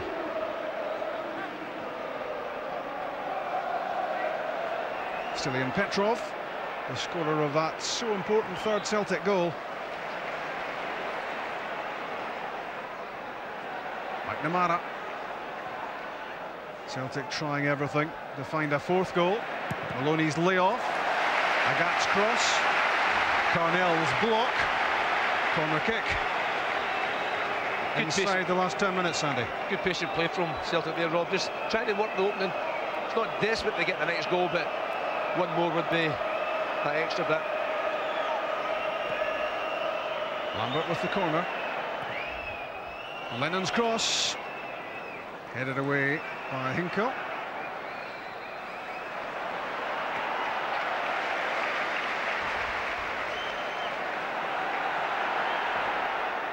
McNamara.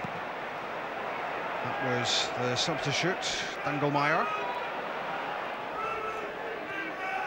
And the big danger for Celtic is in switching off at the back at any stage between now and full time. Another goal would be terrific for them, for their chances, but they don't want to concede again.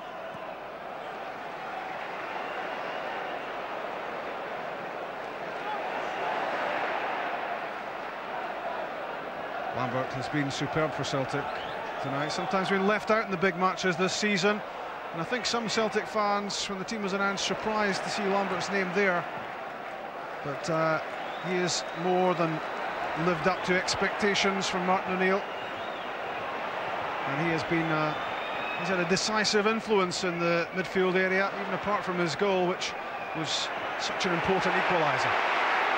Well won by Valharen. For Jamie Smith, a chance to have a run at Andreas Hinkle. Still, it's the elusive Smith. No way through that time.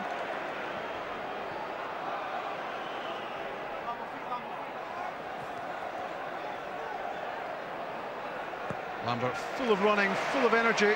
Who says the legs have gone? He's played really well tonight. He's been all over the place, as you say, Rob. But hard work plus quality. Celtic need a quality ball into the box. Maloney's layoff, intended for McNamara, and that's a corner kick.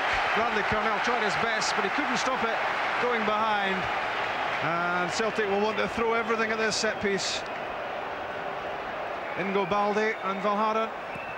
Lambert in, and Hildebrand comes and gets it. And Balde is in some trouble in the 6-yard box, hit the deck, and he's pretty slow in getting back up. Must be a bad one if Bobo Balde's still down. He's on fault there, trying to attack the ball, getting across the defender. But he's back to his feet. Yeah, I think it was the way he fell. He fell heavily with a thud on the small of his back. And you just feel sorry for that 6-yard box. The groundsman will have a bit of work to do tomorrow. 83 minutes played of this fascinating UEFA Cup 4th round tie.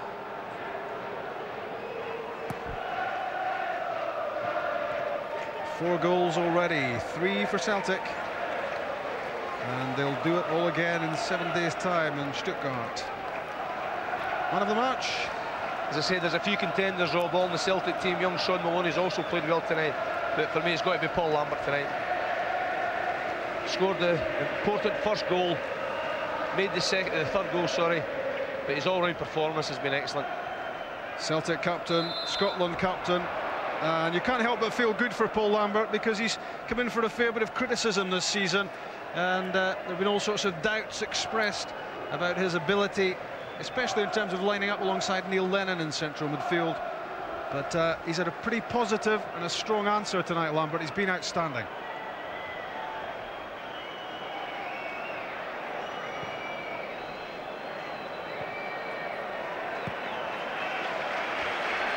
And you can see from the way that Stuttgart are playing that they will settle for this at this stage. They will still see this as a scoreline that can be turned round in Germany next week.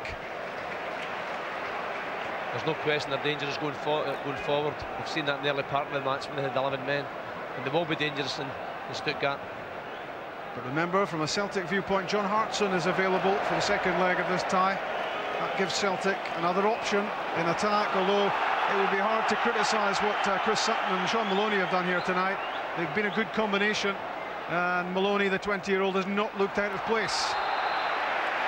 That's a free kick. Obstruction. Good refereeing. When he comes at you with those bulging eyes, you're really not going to protest against Pierluigi Collina. You don't argue with him. Here it was the block on Chris Sutton. Chance for Sean Maloney, set piece.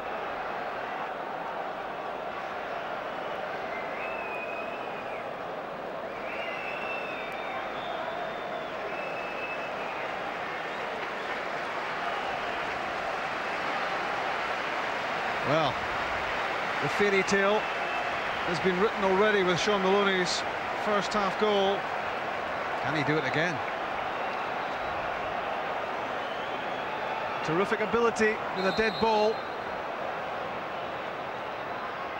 It's Maloney, it's on target. Hildebrand read it well. It's on target, not enough power on the ball.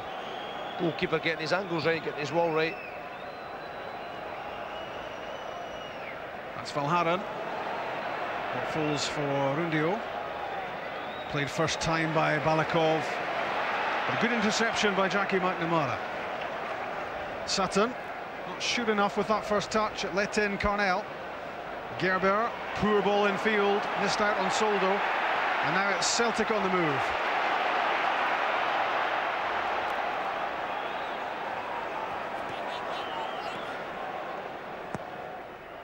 Smith, Maloney, Agat. Off Cornell, corner. But that was a chance for Celtic. Good move again, Jamie Smith involved down the left-hand side. Agat could maybe just have had a little go there.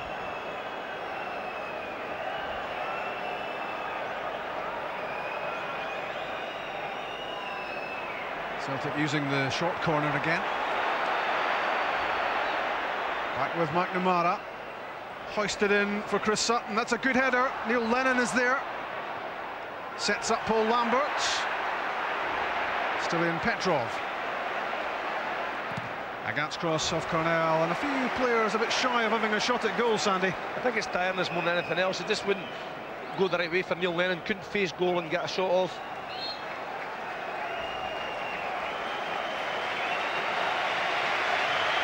Well, Bobo Balde, after that tumble in the goalmouth, still hobbling around, so he's off.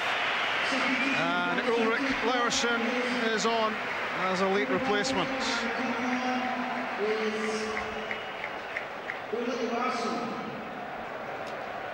Petrov, Agat, McNamara, and played to the feet of Smith. In from Jamie Smith, and away by Mera. Paul Lambert. Good ball in for Chris Sutton. Was he held back by Mera? Was that behind? The assistant referee says no, he's got the best view on it. But Chris Sutton's unfortunate here. Almost turns the defender. Very, very close. Kurani, and that's off Laursen. Now, don't forget that next week's second leg of this tie is a 6:30 kickoff.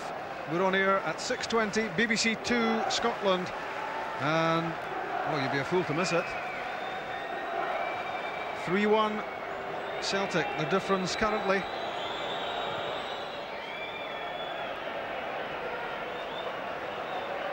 Lambert and Maloney and Petrov after Kurene had Stuttgart ahead. The man of the match, Paul Lambert, to Neil Lennon. Good scrapping from Balakov to win possession. Gets it back from Kurani. Still a threat from Stuttgart. Gerber looking for options. Remember, 10-man Stuttgart. It's been that way since 20 minutes in. Fernando Mera plays the 1-2 with Kurani. Still it's Mera. It's a terrific run. He's won it right out of play. What an opportunity. And that would have made life very difficult for Celtic. Great play from Mera coming from the back. The Germans suddenly all breaking forward. He's got inside the box, got a bit of space, and luckily for Celtic just overran it. But again, the Germans, no question, next week will be difficult for Celtic because they are very, very talented when they go forward. We have played 90 minutes, 3 to go. Jamie Smith on the ball. And couldn't keep in the cross.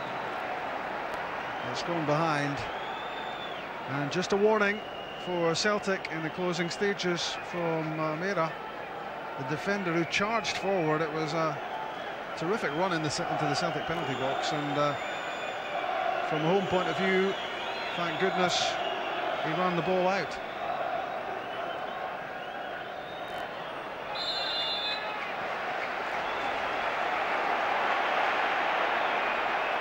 Laursen to Smith.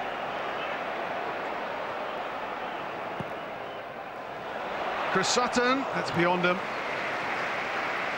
Just stopped his run there, Chris Sutton. He knew he wasn't going to get there. Just too much on the ball from Jamie Smith.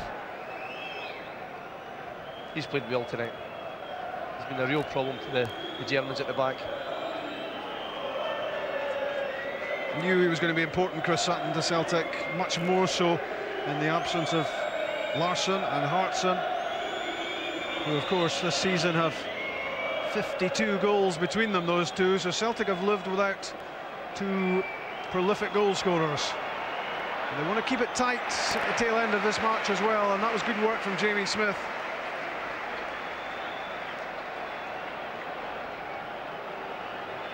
"90 seconds added to the 90 minutes and 90 seconds to go.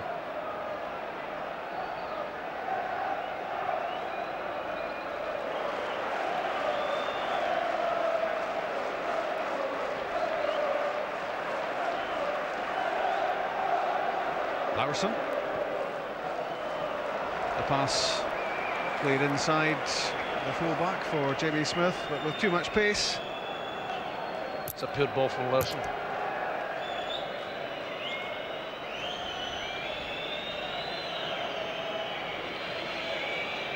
Another Highly impressive UEFA Cup performance from Celtic against top-class opposition. Stuttgart have been made to look ordinary at times, but I've said it already, I'll say it again, you're not third in the Bundesliga unless you're a pretty handy outfit. They'll be a stronger team at home, no question. We've said before, they're certainly a threat going forward, but they'll look vulnerable at the back, especially with the guys that will miss next week's game. Into the closing seconds of the match. Lambert's free kick, in goes Chris Sutton. Forced away by Mera. Agat short with his pass. Full time. Celtic 3, Stuttgart 1. Celtic take a 2-goal cushion to Germany next week. Stilian Petrov got the all-important third goal, which opened up the gap. No one will be taking anything for granted, because remember, Celtic 3, Basel 1, and Celtic failed to reach the Champions League. But Paul Lambert, a skipper who led by example tonight for Celtic. Tremendous performance from him. He's confounded a few of his critics with this performance, and it was his goal, of course, which cancelled out the opening goal of the game from Kevin Kurani. Sean Maloney had Celtic 2-1 up before half-time with a sharp bit of finishing, and he's done his reputation no harm whatsoever, the 20-year-old. That was 2-1 at half-time, and Stilian Petrov struck with that angled shot between Hildebrand and the near post to give Celtic a 3-1 victory. It's a tremendous win for them, but there's still some work to be done in this tie, and you'll see it next week on BBC Two Scotland. And don't forget, that's a 6:30 kick-off. We're on air from 6:20. Can Celtic finish the job they've started against a Stuttgart side who, although reduced to 10 men early on when the Brazilian Bordon was sent off, produced the ideal sucker punch in front of their fans, with Kurani's headed goal, he having sneaked in front of Jos Valhaeren to head the ball past Rob Douglas. Celtic were stunned, but they certainly found a suitable response with Lambert's equaliser, Maloney's goal to make it 2-1, and then knowing that 2-1 was not going to be enough in terms of an advantage to take to Germany, Stilian Petrov struck. That was 3-1 to Celtic, and they will hope, Celtic, that this time, unlike the experience of the Basel game, they can see this one out against pretty decent opposition, summed up by the man in the picture there, Kevin Kurani. He's been exceptional tonight, scored the goal, big, strong, knocked Bobo Baldi about quite a bit. 3-1 Celtic, here's the man of the match. Paul, what a performance by Celtic out there tonight. Do you think you've done enough? Oh no, it's an awful long way to go, and they're a very good team, as you see, even with 10 minutes. It's a difficult game, but we managed to get a good result, and it gives us a chance. On a personal level, you're back to your best tonight, weren't you? Yeah, for all the dates of saving the lives have gone absolute crap, and it's just my opinion, the whole thing. Like I said in the programme, if people want to hide behind things, they can. But not knowing my fitness or whatever. If I don't play, it's because I'm not playing well. Simple as that. We can have a look at that first goal, I think, of yours. What do you remember of it? Get straight no, in. Stilian does fantastic, chest down. It's just one of the ones he hit, and lucky enough, I always say, lucky they go in, you know. What, the second goal as well, of course, the pass for Petrov, and he got to a narrow angle. Yeah, it's a great famine, the goalkeeper there getting beat at his near post, but it's a great finish still, and just a 3-1, it gives us a chance to get through, you know. It's more than a chance, Paul, isn't it? I mean, great spirit from Celtic, because obviously you lose the first goal and you think, oh no, we've got a mountain to climb, the away goal has gone. Yeah, but lucky I've played in Germany, I know what the mentality is like. They still think they'll have a great opportunity, and it's far from over, a shadow of a doubt. As I said, Jack, we've given ourselves a chance, which is all we can ask for. And on the plus side, of course, for you, I don't know if you realise, because of the 1 red card, 2 yellows tonight, they lose 2 central defenders for the head of the second game. 3 players, in fact, missing key players. Yeah, very good players as well. Obviously, the boy got sent off, which the referee's seen right, and the other centre back's a strong player. But no, it's still a difficult game. I know what it's like over there, and it's far from over. What about young Sean Maloney? He came in tonight, a lot of responsibility. He did well, didn't he? Yeah, he done great, and but we know he's got the ability. There's no point in people pushing him to say and hear him getting mentioned for the national team. Still a long way to go, but he's definitely got a chance in the game. And will it make any difference that the gaffer's back in the dugout? Did you miss him? He shouts in the dugout tonight. No, I mean, everybody knows what happened to him with the suspension, but it happened against Portland. We won that one, so if we'd lost tonight or whatever, we wouldn't going to make that excuse. Wally Noble did well, so no, it's okay. Congratulations tonight, Paul. Hope you can finish your job in a week. Thank you. Cheers. Bye. Absolutely wonderful performance by Celtic. Their 100th victory. Of a good, solid, experienced back three, and obviously up front, Hartson comes in from Maloney, who was terrific last week. Who's come in at the back and played alongside Wenzel. Now, the surprising thing was that they played on Saturday. Mira and Bordon, the 2 players, are suspended rather than try out this central defensive pairing. So it is definitely untried. Tiefert comes in the right-hand side in place of Meisner, not an experienced player at all, young player, meant to be a talent. Was that, and he spoke just a few minutes ago to Rob McLean. Martin will try and compete with the Stuttgart PA, which is going to be a bit of a challenge in itself, but 2 changes to your team from the team that started the first leg. Yeah, Ulrich comes in to play left side of centre back, and Valgaeren goes over to the right hand side, and John Hartson comes in, and a young Maloney, rather unluckily, goes onto the bench. I'm sure he'll be on at some stage or another. And obviously they've had no great choice. They've had to make changes, including a new central defensive pairing, which presumably you'll be looking for Hartson and Sutton to maybe take advantage of. Well, I mean, that probably goes without saying. We're here, we're going to try and score a goal for a start. That would obviously be a great thing if we could do it, because it would alleviate a bit of pressure. I remember the last round when Celta Vigo scored and John Hartson replied, and it gave us a great lift going into half-time. But just after half-time they scored again, and the game was in the melting pot. I think it's exactly the same tonight. I mean, they've won 4-0 on Saturday just to prove that they're a good side, lying third in the Bundesliga. We've got it all to do, but we're capable of scoring. That's the great thing about it. There's goals in the team, and I've got people on the bench who can come off and hopefully or come on and actually do something for us. So we'll give it everything. The only disappointment is young Jamie Smith hurt himself in training last night, and outside that there, he's done very, very well. That might have given us an option had the 2 teams got tired, but you know, we'll go for it. Wish you luck, Martin, hopefully. Important man tonight. Absolutely, but then you've got that experienced back three that I think got to protect him, and that'll be vital. Well, as you can see, teams are in the tunnel. This is a big, big night for Celtic and for Scottish football. We wish them well. We believe they can do it. That 3-1 lead from the first leg, we hope, will be decisive. Let's go live to Sandy Clark and to Rob McLean. Thanks, Dougie. Celtic have bounced back from Basel and the disappointment of failing to reach the Champions League with some memorable UEFA Cup performances, not just at home, where they've now won 9 European ties on the bounce, but remember those away games too. Remember Blackburn, remember Vigo, and 3-1 up from the first leg of this tie last week. Celtic stand on the brink of the quarter-finals of the UEFA Cup. That's not Phantom of the Opera, that is Timo Wenzel. In central defence for Stuttgart, he's a broken nose, although I think he ran out of patience with the mask, winning it at the weekend and ripped it off and threw it away. It offers him some protection. The only problem was he couldn't see through it, Sandy. Well, I think you maybe needed tonight, Rob, with the Hartson and Sutton both playing for Celtic. The one thing's for certain, any balls that come into the Stuttgart box, they're going to be attacked by the big 2 up front. That lad there, they'll have to make sure that mass is in the right place tonight.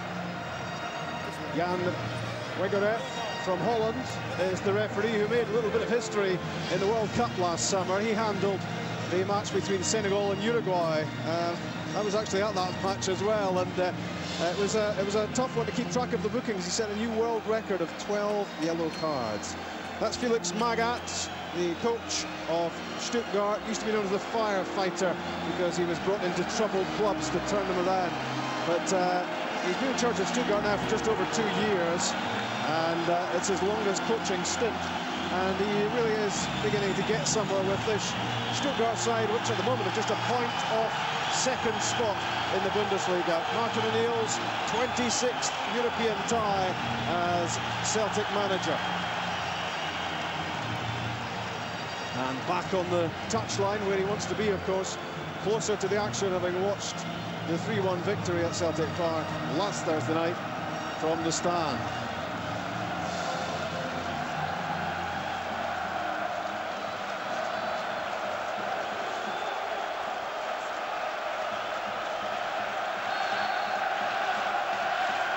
Part 1 ended 3-1.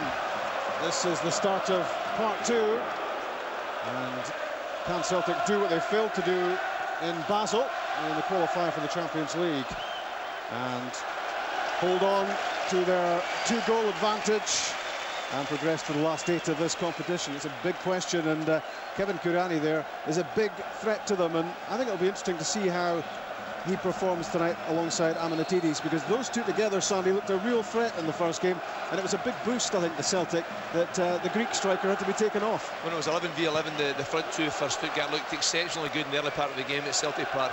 That man, young Kevin Kuriani, he was exceptional that night, and I'm sure with Amanatidis up beside him, he'll be even more dangerous.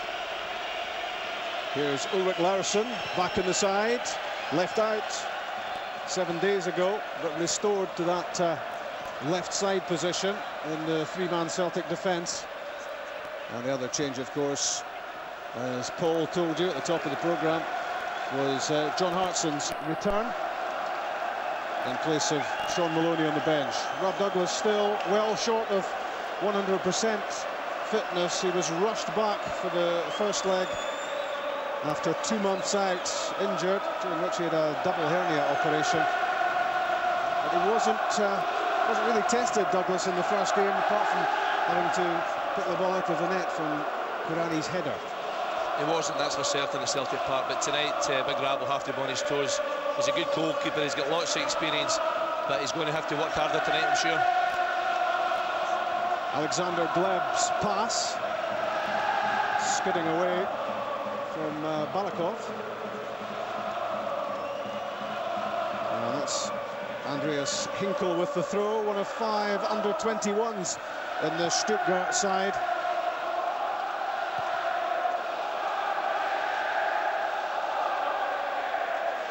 So important that Celtic start well. And that's the first threat down the right-hand side from Christian Tiffert, the 21-year-old. He was part of the German future team, which drew with the Scottish equivalent. And a free kick conceded by Alan Thompson. Young Christian Tiffert weren't too sure where he was going to play tonight, whether he was going to play midfield or almost as a right winger. He's just won a free kick down the right-hand side.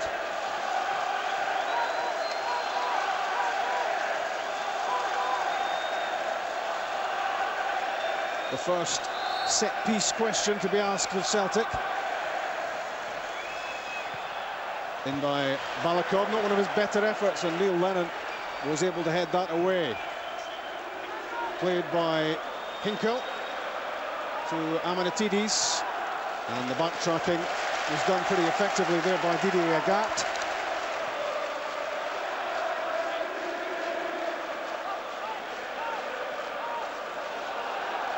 Alexander Gleb, the Belarus international.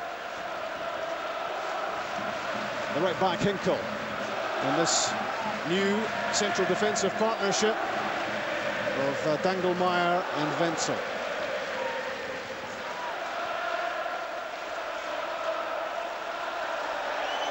Larsson's challenge, and it's Ulrich Larsson again, who panicked. Wasn't a great clearance. Here's an opportunity for Stuttgart. That's a brilliant header by Valharen, which saves Celtic. 4 minutes gone. He had to get there. It was a marvellous header, so important.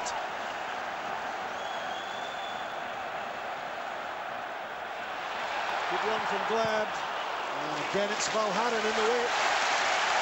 He started there, Rob, with Ulrich Larsson panicking just a little bit at the back, giving the ball away.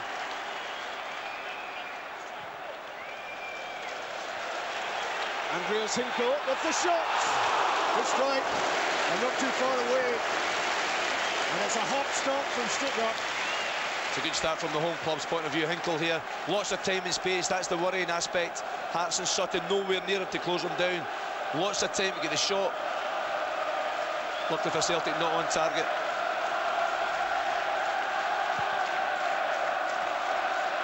The Stuttgart fans reckon it could be their name which appears in the quarter-finals of the competition against either Liverpool or Auxerre.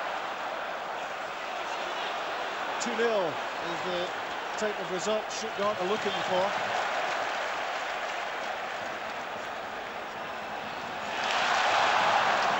Good running from Alexander Gleb, but the pass was played beyond him.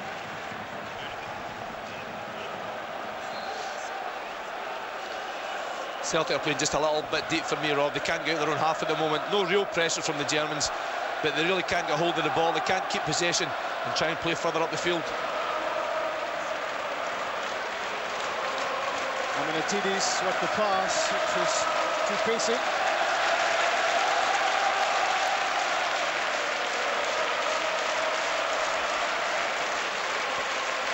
Good hold up there on Sutton.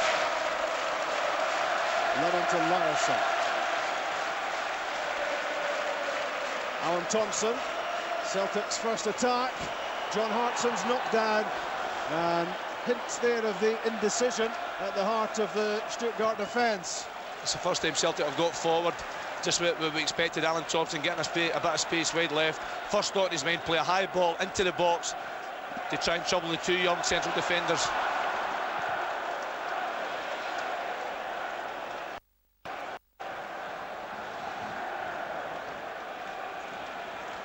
Andreas Hinkel into Kevin Kurani, and from Soldo back to Hinkel.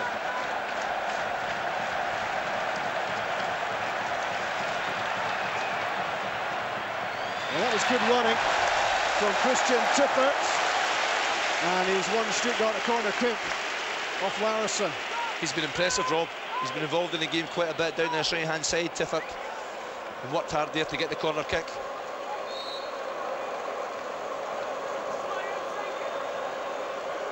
Stuttgart having got some pressure on, trying to keep it on. Balakov's corner kick, that's poor marking from Celtic, and what an opportunity for Stefan Dangelmeier. That was a real chance, poor marking inside the box. It's a simple corner kick. Dangelmeier, acres of space, and luckily for Celtic, it's a very poor header. No real confidence about it. Skipped off his head more than anything else. And luckily for Celtic, not on target. He peeled away there, Dangelmeier. He must have been surprised to have found no Celtic player matching his movement. That's an offside against John Hartson. It's the second time he's been caught offside the early part of the game. He's got to concentrate and keep on side. He's experienced enough to handle that, recognise the situation.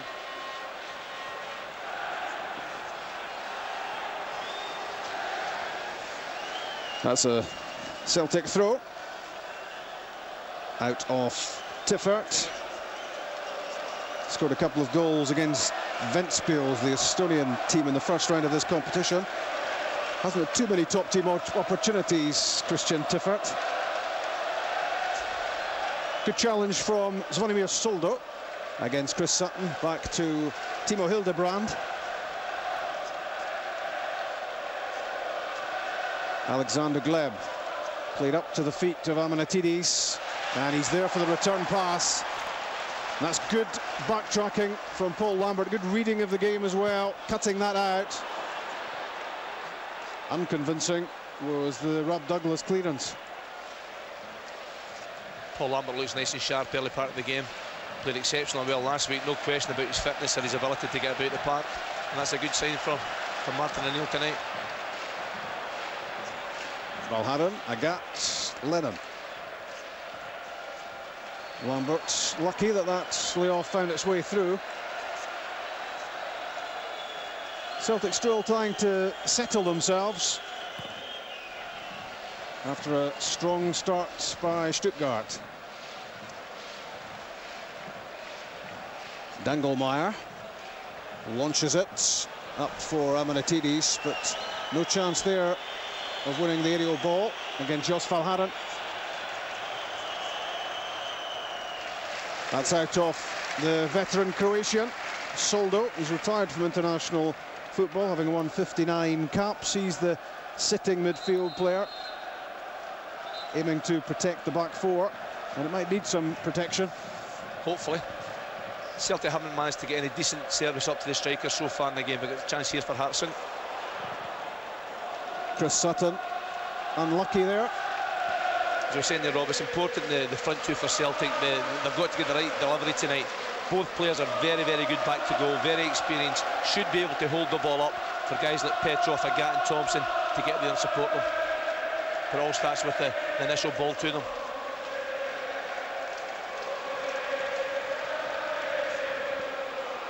Ten minutes gone in the Gottlieb Daimler Stadium. A 50,000 sellout. Kurani, Tiffert.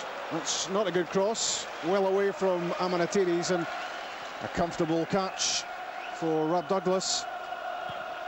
Easy one for the goalkeeper. It was a bad mistake from Alan Thompson, though. He's having to play almost left back the way that Tiffert's playing. That's a mistake by Dangelmeyer. In goes John Hartson. Out comes Hildebrand.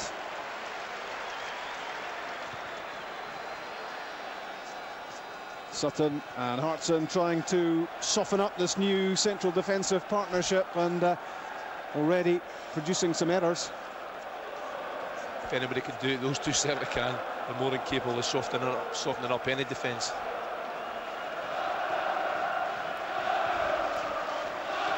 Hinkle down the line for Kurani. Played away first time by Larson. Petrov for Sutton. Dangelmeyer was stretching to fire it down to Amanatidis. And now Balikov, the creator in the midfield, the veteran Bulgarian. Gleb's run, halted, great challenge by Paul Lambert. Carrying out his defensive duties to perfection there, Lambert.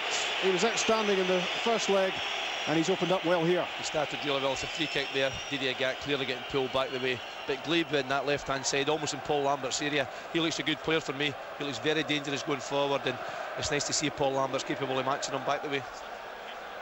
Sutton's header. John Hartson against Wenzel. It's played wide for Agat. Three in the box for the cross. One is Hartson. Another is Alan Thompson, who heads Celtic in front. 12 minutes gone, and that could be the goal that points Celtic towards the quarter-finals. It's a brilliant goal from Celtic's point of view. It's the first real attack. Good play from John Hartson initially to get the ball wide to Didier Agat. And we said about the Celtic power near. We see Agat getting the ball wide here from Hartson. Alan Thompson, he's pushed straight up. There's a touch on here as Chris Sutton, I think John Hartson gets a touch to it. Thompson staying onside, getting beyond the defender. And it's a great header across the goalkeeper, giving him absolutely no chance. Similar to Kurani's header in the first game, in that Thompson got across Tiffert, and the header was angled perfectly away from Hildebrand. Alan Thompson does exceptionally well to stay onside. Hartson clearly touches the ball before Thompson goes beyond the young midfielder. It's a great start for Celtic. Alan Thompson's fourth goal of the season. How important is that one? How much could that goal be worth to Celtic, who hope that they're now heading towards the last eight of the UEFA Cup? And in terms of a compensation package, having failed to make the Champions League, it's getting better all the time. Now it takes 4 goals from Stuttgart to beat Celtic, and that's a big target for any team. But you've also got the fact that Celtic should now be so confident they should be able to make sure they defend properly, concentrate, keep it nice and simple, and basically try and kill the game for the next 15 minutes or so. Andreas Hinkle, Christian Tiffert. Across comes Bobo Balde, helped out by Ole Larsson.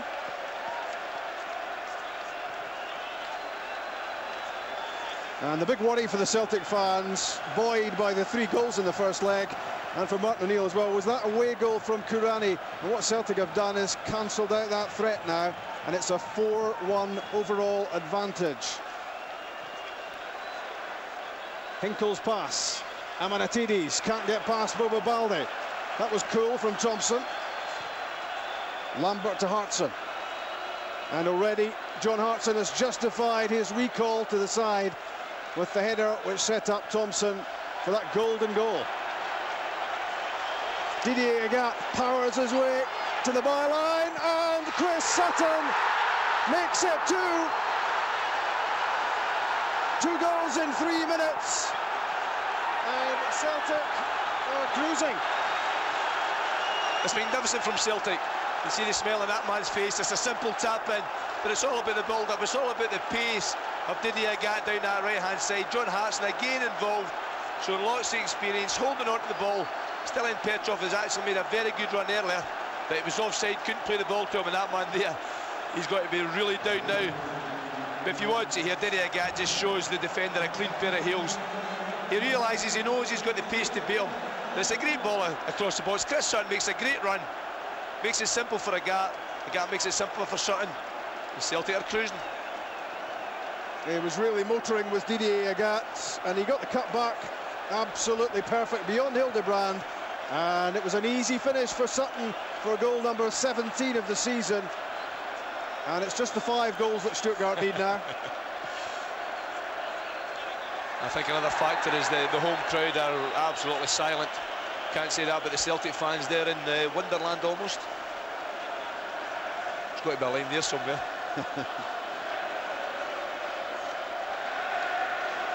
The Celtic supporters couldn't have dreamed of a start like this. 5-1 up, and they've gone quiet.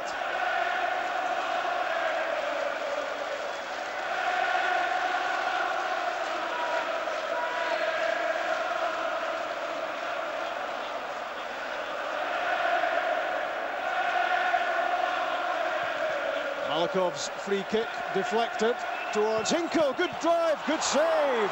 An offside flag was up in any case, but a terrific stop this from Rob Douglas. He wasn't to know there was an offside, and for a goalkeeper who's not 100% fit, those were pretty quick reactions. It's an unbelievable save. I think actually comes off a Celtic defender more than anything else, so I don't see where the offside comes into it. He maybe was offside when the ball come back out the way, but Rob Douglas has been out for a long time. He's not 100% fit, but I tell you what, he looked 100% fit there. And I think when the shot's fired in from outside the box, Sandy, I think that's when the Stuttgart offside applies. The flag was certainly up quickly. That won't do Rob Douglas's confidence any harm.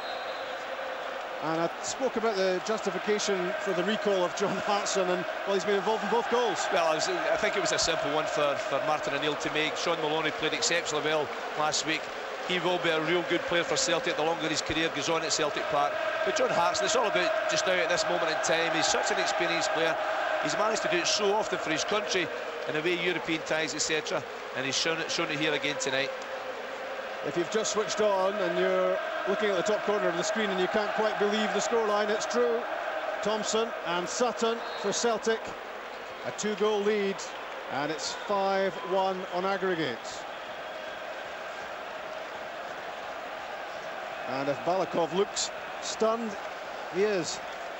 This is actually his third free kick, Rob, in the early part of the match, and his first 2 were poor deliveries. Somebody of his talent, his ability, it's got to be a better ball in the box.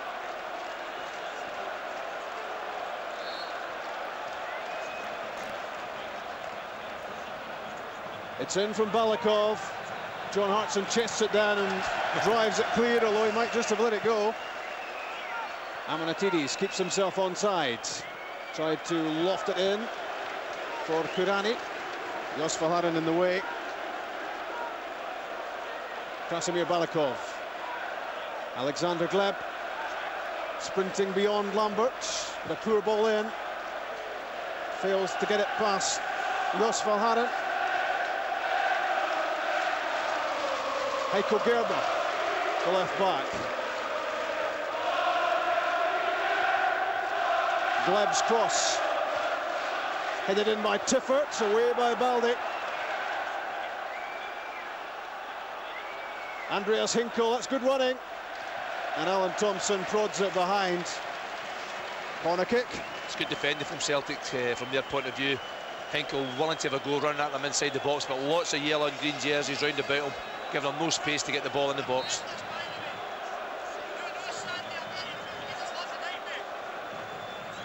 Balakov's in, swinging corner kick, and it's take two on the corner. Ulrich Larsson at the near post.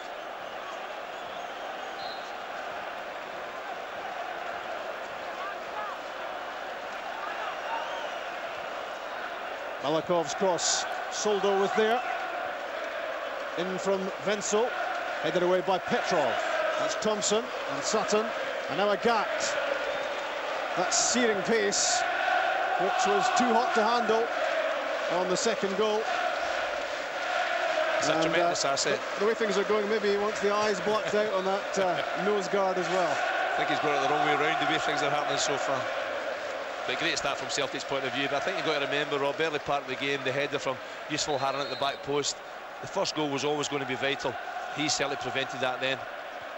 If that goes in, Stuttgart get a lift, and as happened, well, Haran defended that well. Celtic went up the pitch. Alan Thompson headed in, and it's now a different ball game. John Hartson, good shots. Difficult one for Hildebrand. Held off Dangelmeyer, and it was an awkward angle shot, and Felix Magat's team under real pressure. Great play from John Hartson. Dangelmeyer, the young centre-back, come on as substitute in the first game at Celtic Park. John Hartson just knocked him out the road. Just wouldn't allow him anywhere near the ball. He's saying, it's my ball, I'm keeping it, I'm going to have a shot. And knocked him out the road as if he wasn't there. He's a good player. John Hartson, who scored for Arsenal in the 1995 Cup Winners' Cup final. Thompson's pass goes astray. Dangelmeyer back to Hildebrand, beaten twice already in the opening 21.5 minutes. Stuttgart 0, Celtic 2, 5-1 on aggregate.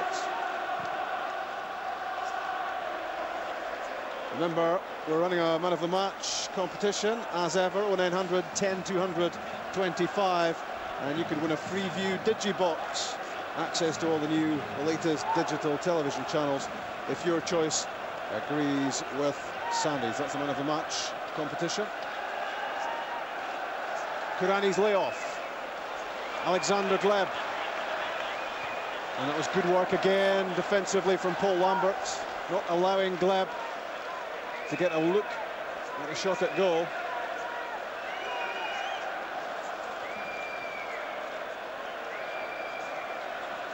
Here's Balakov, 37 next month. He'll be the Stuttgart assistant coach next season.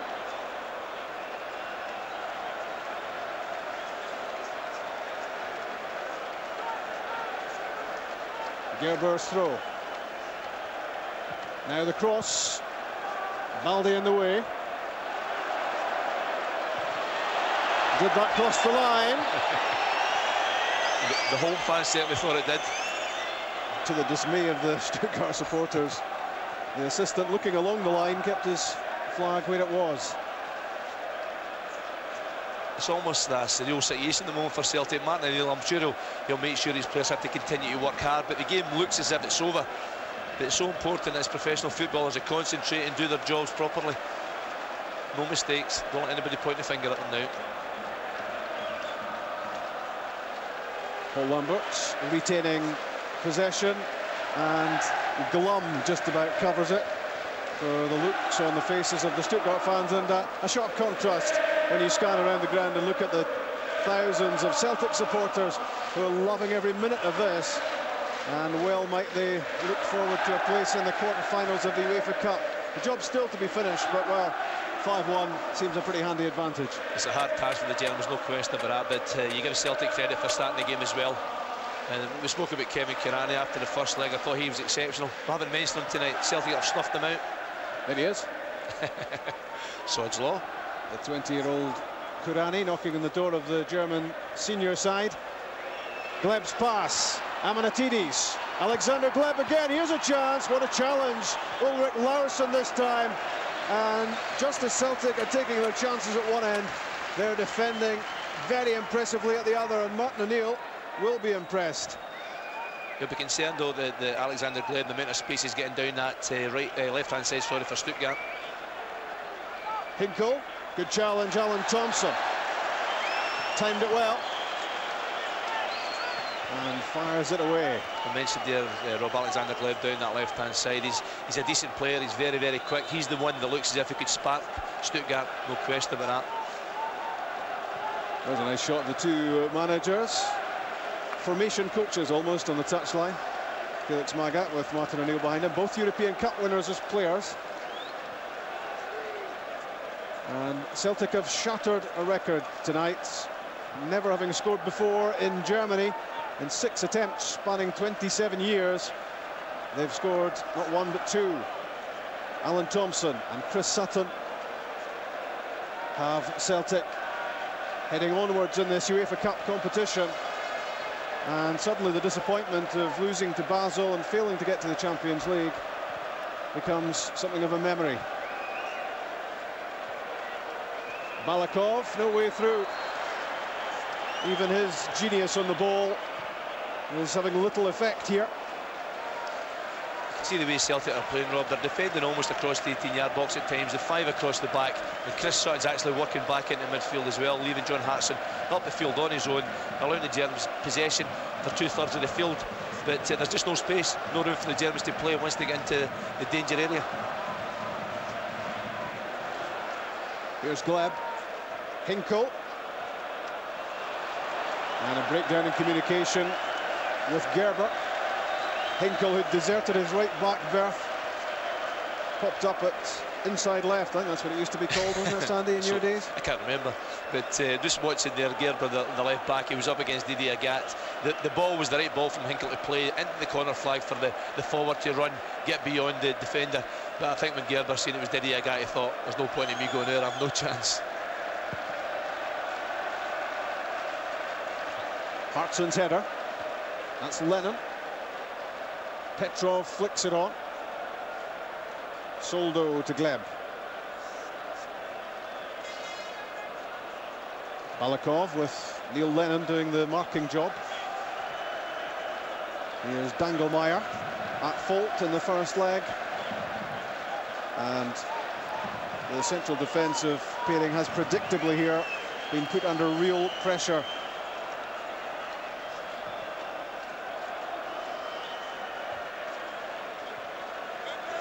What surprised me, Sandy, was that the weekend in the Bundesliga, Magath went with the same central defensive pairing as played at Celtic Park, which meant they didn't even get a chance to try out these two together. And yeah, and this game is so important to them financially, to both clubs financially. But you feel when Celtic go forward, Rob, Sutton and Hartson against the two inexperienced players, they look so threatening, so dangerous. And when you look at the quality of this performance, Celtic are playing a side, I said they're third, just off second in the Bundesliga. They won 4-0 against Borussia Mönchengladbach at the weekend.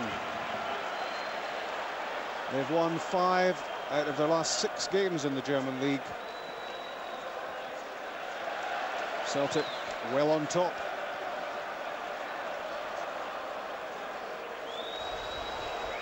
Hildebrand. Timo Wenzel. I just wonder, Rob, what would happen if Celtic would press the game just a little bit further up the park. I know they don't have to go and press the game and try and get another goal, but John Hartson's up front on his own so often that with inexperienced players at the back, if you leave them on the ball and then press them quickly, you just wonder if Celtic could win the ball back further up the field. Gerber had to hurry, put under pressure by Didier Agathe and forced him into a mistake. Celtic have possession. And you get the feeling there's going to be a whale of a party in Stuttgart tonight. Are we going? I think we'll be there. That's a goal kick, much to Didier Agathe's dismay. That looked a corner kick from here. Didier Agathe thought it was a corner kick. Remember, more live football coming your way on Sunday. It's Livingston against Rangers this Sunday afternoon from 2:25, and that will also include highlights of Celtic's match against Hibs at the weekend, in addition to all the other Premier League football. It's the only place for Premier League football, Scottish international action, and the best of Europe as well. John Hartson. Almost through was Paul Lambert. For too long, so you're spared a radio commentary from us. No one deserves that. Balakov's pass. Hinkle forces his way on. Good run from Andreas Hinkle. Away from Balde. Well, the build-up was great. The fresh air shot wasn't. He's looking for a penalty, but he'll have to go on looking. There's no way it's a penalty kick. He's missed the ball. Bobo Balde's closed him down. Martin will be a little bit disappointed in the fact that Hinkle's got through so many bodies so easily, but there's no contact here whatsoever. He's just missed his kick. We're talking about the bobbly pitch, so maybe he'll blame that one, but there's no way it's a penalty kick. Boy, was his face red, and I think that explained the reaction. Did Alan Thompson catch his heel? Just when I seen that one there, Alan Thompson might just have fractionally touched him at the end. Bobo Balde certainly didn't make any contact. Silian Petrov hurt there. And he's not looking for treatment. Looked to be caught on the arm.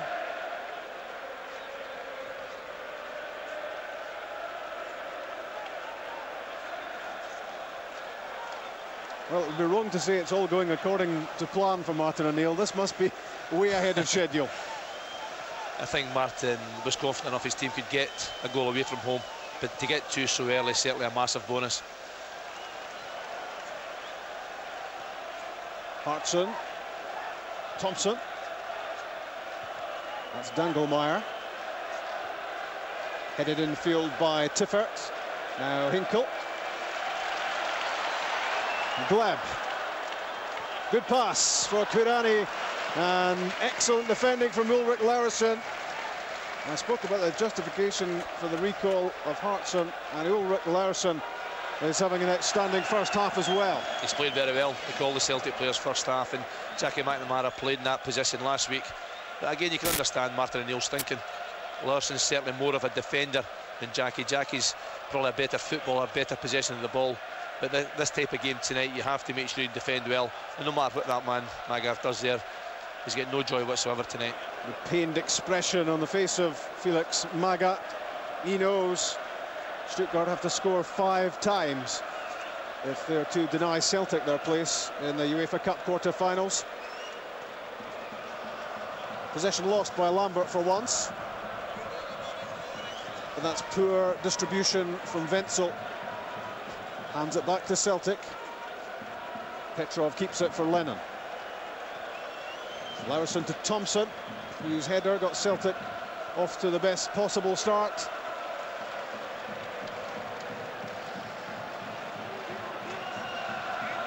Stefan Dangelmeyer's throw. Tiffert plays it in field. In goes Petrov against Balakov. The two Bulgarians at the opposite ends of the age scale, and Petrov seen in Bulgaria as the heir apparent. Here's the old master, Balakov. Gets it back, or hoped he would get it back from Kurani, but the young striker kept out. Alan Thompson launches it downfield. It was the wrong option from Alan Thompson. Sutton and Hartson both came short looking for the ball into feet. Thompson didn't look for the long ball over the top. Gleb's pass to Berger, but he can't shift Didier Agat. Lambert and Lennon combine. Celtic being a bit over elaborate on the ball. Kurani pushes it through for Amanatidis. That's off Lennon. In fact, it must have taken its last touch off the Greek striker, because it's a goal kick. I think it was just a bad ball in the box. Amanatidis in a little bit of space to try and hook the ball with his left foot back into the box, but couldn't wrap his foot around it. That man there said a good night so far. One excellent save, although the flag was up. But his kicking's been good, he looks confident, and he certainly looks fit enough. And the defending has been good in front of him, with Valharan and Laursen making particularly important stops and interventions. Chris Sutton, scorer of goal number 2 here. Balde, Laursen had to hurry. Now it's Kurani. managing to hurdle the challenge of Lambert. But it's just not happening for Stuttgart. They're flattened by the 2 Celtic goals, and the confidence is drained from them. They needed the early goal. That was their plan. It was not expected that Celtic would strike early, and they've done it twice. Celtic are playing with so much confidence now as well. They're happy to pass the ball about. I don't think the surface is the best in the world. It's a little bit bobbly. I think it's making some of the passing on the ground a little bit dangerous. The Celtic have certainly handled it much better than the Germans. I spoke at the start about top away performances from Celtic this season. In addition to their superb home record, there was Ewood Park and the 2-0 win against Blackburn Rovers away from home. There was a 2-1 defeat in Vigo, but it was the result that Celtic wanted. Hartson's away goal got them through against one of La Liga's top teams. And remember, they're in action here against the 3rd team in the Bundesliga. Thompson, Petrov, left by Lambert, Fragat. This time he's stopped from getting around the back by Heiko Gerber. He was well warned in the first game, of course, about Gat's pace. And it was that pace which brought about Celtic's 2nd goal in Stuttgart.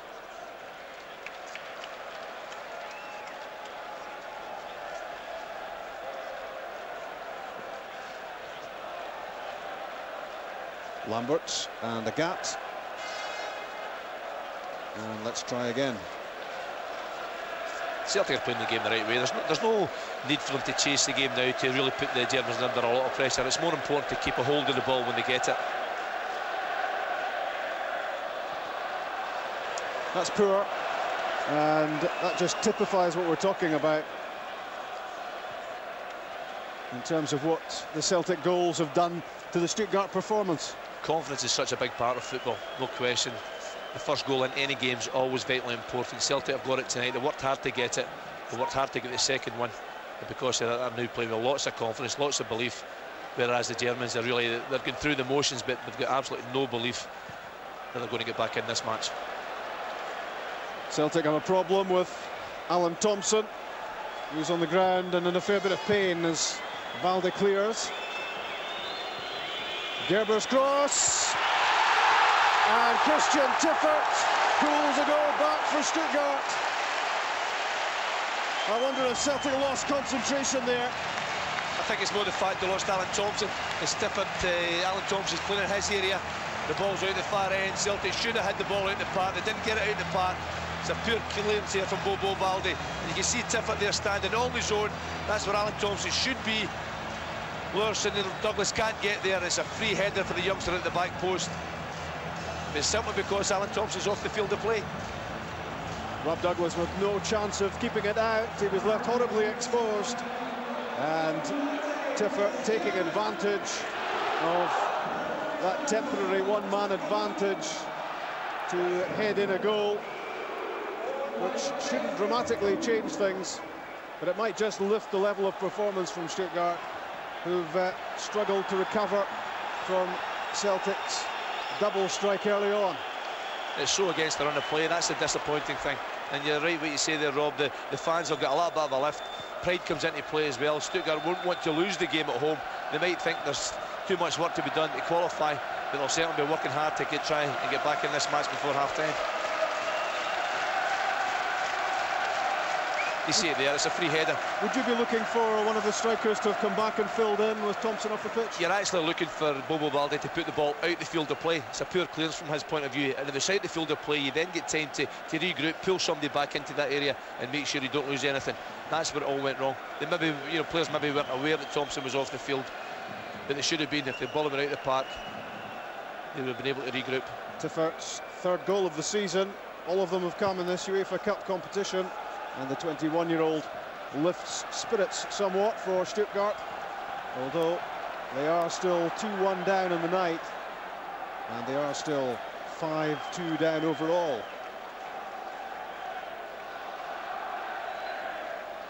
Alan Thompson's still struggling a bit, Rob. I'm watching him there, he's in the left-back position, he's hobbling just a bit. I'm sure it's one that the Celtic medical staff will have to have a look at. Steve Guppy's on the bench. That's certainly an option. Sutton in for Petrov. And Paul Lambert's shot is deflected behind. Great play from Celtic going forward. Chris Sutton again showing lots of experience, holding the ball up, looking for the run from Petrov, and good support play from Paul Lambert. He's really unfortunate. Similar area to the goal he scored last week at Celtic Park, but this time blocked from by the defender. It was Hinkle who got in the way of the Lambert shot.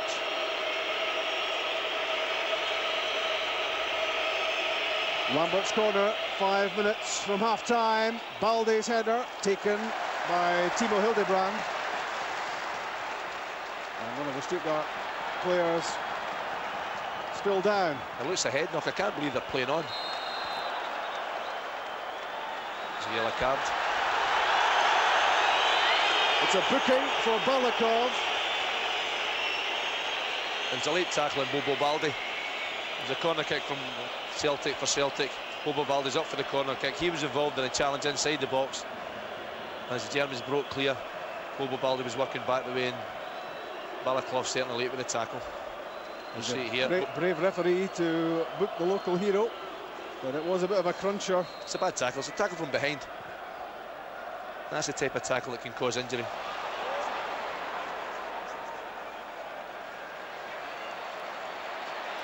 Gerber. Gleb. And Heiko Gerber can get it clear now, but that's not the best, is it? Straight to Neil Lennon. And Agat settles for the throw. Just about 3.5 minutes left of the first 45. Stuttgart 1, Celtic 2. Still untidy, a lot of the Stuttgart play. But credit to Celtic for what they've done to the German side. Having withheld some early pressure, Celtic, as Stuttgart pushed forward. Those were two big blows struck by Thompson and Sutton. And again, possession being relinquished by the home team. It's been a great first half from Celtic's point of view, but I just feel, Rob, at times you look at the German team, there's no question the weakest part of their team's at the back, and I think they're giving them too much time and space on the ball there. I would like to see them press the game just a little bit further up the park to make sure the game's played in the German half, and if that happens, I'm pretty certain Celtic will create lots more chances. Soldo. Balakov. Support comes from Hinkle. Well, that's a desperate cross, isn't it? It's a poor cross, no question about that. You can see there the pitch isn't the best, but I don't think there's any excuse for that one. Just leaning back too much on the ball. He's just 20, Hinkle, 11 years at Stuttgart. So they start them young here and bring them through the ranks. And he's now part of the German under-21 and the future team as well. He actually looks a decent player going forward. Hinkle and Tiffert and Kurani all part of the future as far as the German national team goes. Building a team for 2006. It's a strange mix of the German team when you look at so many young players, and then you've got the other scale. You've got Balakov and Soldo, who are certainly getting towards the end of their career. I think it's a sign at times that the club are financially under pressure. Yeah, 5 under-21s, 2 over 35s. Laurson's free kick. Headed away by Dangelmeyer. Onto it, Balakov. A neat flick back to Soldo. Gerber was fouled by Agat. Celtic in Europe beyond the turn of the year for the first time in 23 years. Prior to this, it was 1980 when they lost to Real Madrid in the quarter-finals of the European Cup. With the record books being rewritten, and of course, for the first time ever, they've scored in Germany in a European tie. They've done it twice.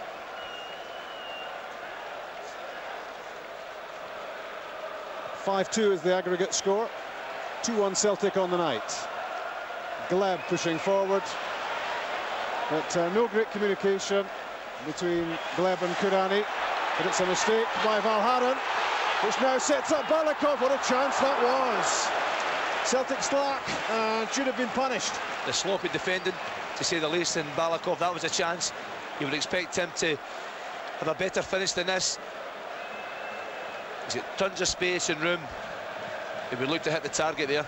He was trying to guide it into the top corner, and the reaction tells everything. It was a terrific opportunity, and you would expect him to put 99 out of 100 in the back of the net. He was also leaning back the way, Rob.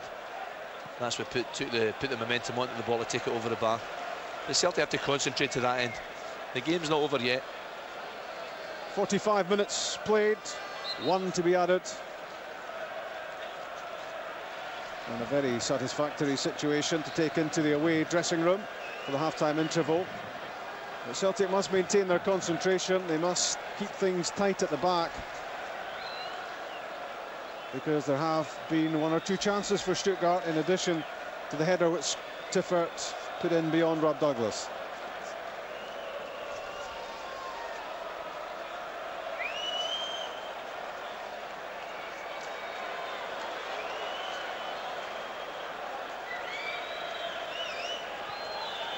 We'll find out later if it's to be Liverpool or Auxerre in the quarter-finals of the competition. I don't think we'd be pushing the boat out to say it's looking like Celtic. Go and gamble. Half-time in the Gottlieb Daimler Stadium, and Martin O'Neill has got to be well satisfied with that first half. 2 early goals. John Hartson instrumental in the creation of both. Alan Thompson headed in the first, Chris Sutton stroked home the second. Christian Tiffert pulled a goal back as Celtic slackened off. But 2-1 in Stuttgart means 5-2 Celtic overall. And if Stuttgart heads are hung as they come off, you can understand why. Couldn't have gone much better, could it? 2 goals in 3 minutes, and Celtic unbelievably going into a 5-1 aggregate lead. Little bit of the gloss taken off by Tiffert's goal, but Gordon, we can surely relax a little bit. I think the Celtic can relax now. The second goal in, we suddenly realised that Stuttgart had to get 6 goals to go through. Yeah. So, and it's not going to go to extra time because of the 2 away goals. So I think they're home and dry. Disappointing they lost that goal. Down to 10 men, and they didn't adjust being down to 10 men because, you know, they didn't take account of the fact that somebody was going to steal round the back of the defence here. But that was the only down part. Not a great performance from Celtic's point of view, but take nothing away. It's an efficient performance. They've decided to play very deep, and they've taken advantage of the weaknesses that have come in the Stuttgart side. They're not capable of defending at the back very well without their 2 centre-backs. Yeah, it's really just a case now of keeping the concentration, Paul, surely. Well, it's been a solid professional performance, there's no doubt about that. They've just got to focus, keep it strong at the back. I think the back 3 generally has done quite well. They've elected to play quite deep because they've got a lot of belief in themselves and their belief to go and attack the ball and be very commanding. But I just sense that the Germans, you know, as I said, they got the early goal. That psychologically knocks a stride out of them. And if you think that, you know, against Blackburn and Celta Vigo, the away games, they've gone and scored. They're capable of that, and we spoke about that. But I just feel now they just need to be just solid, effective, just concentrate. And it's all there. I mean, they've done terrific. I mean, they don't need to do anything now, no, really, do they? just keep possession of the ball, silence the German crowd. And to be honest with you, myself and Gordon were saying, if they elected to play further up the field, you can actually see them scoring more goals. Because the Germans, I have to say, they're woeful at the back. The 2 central defensive pairings. I mean, Hartson more than justified his inclusion. His experience with Sutton, the linking up play has been terrific. And you've got to turn around and say, if Celtic wanted to be more ambitious, they could quite easily finish off the game even more. But just solid, just professional.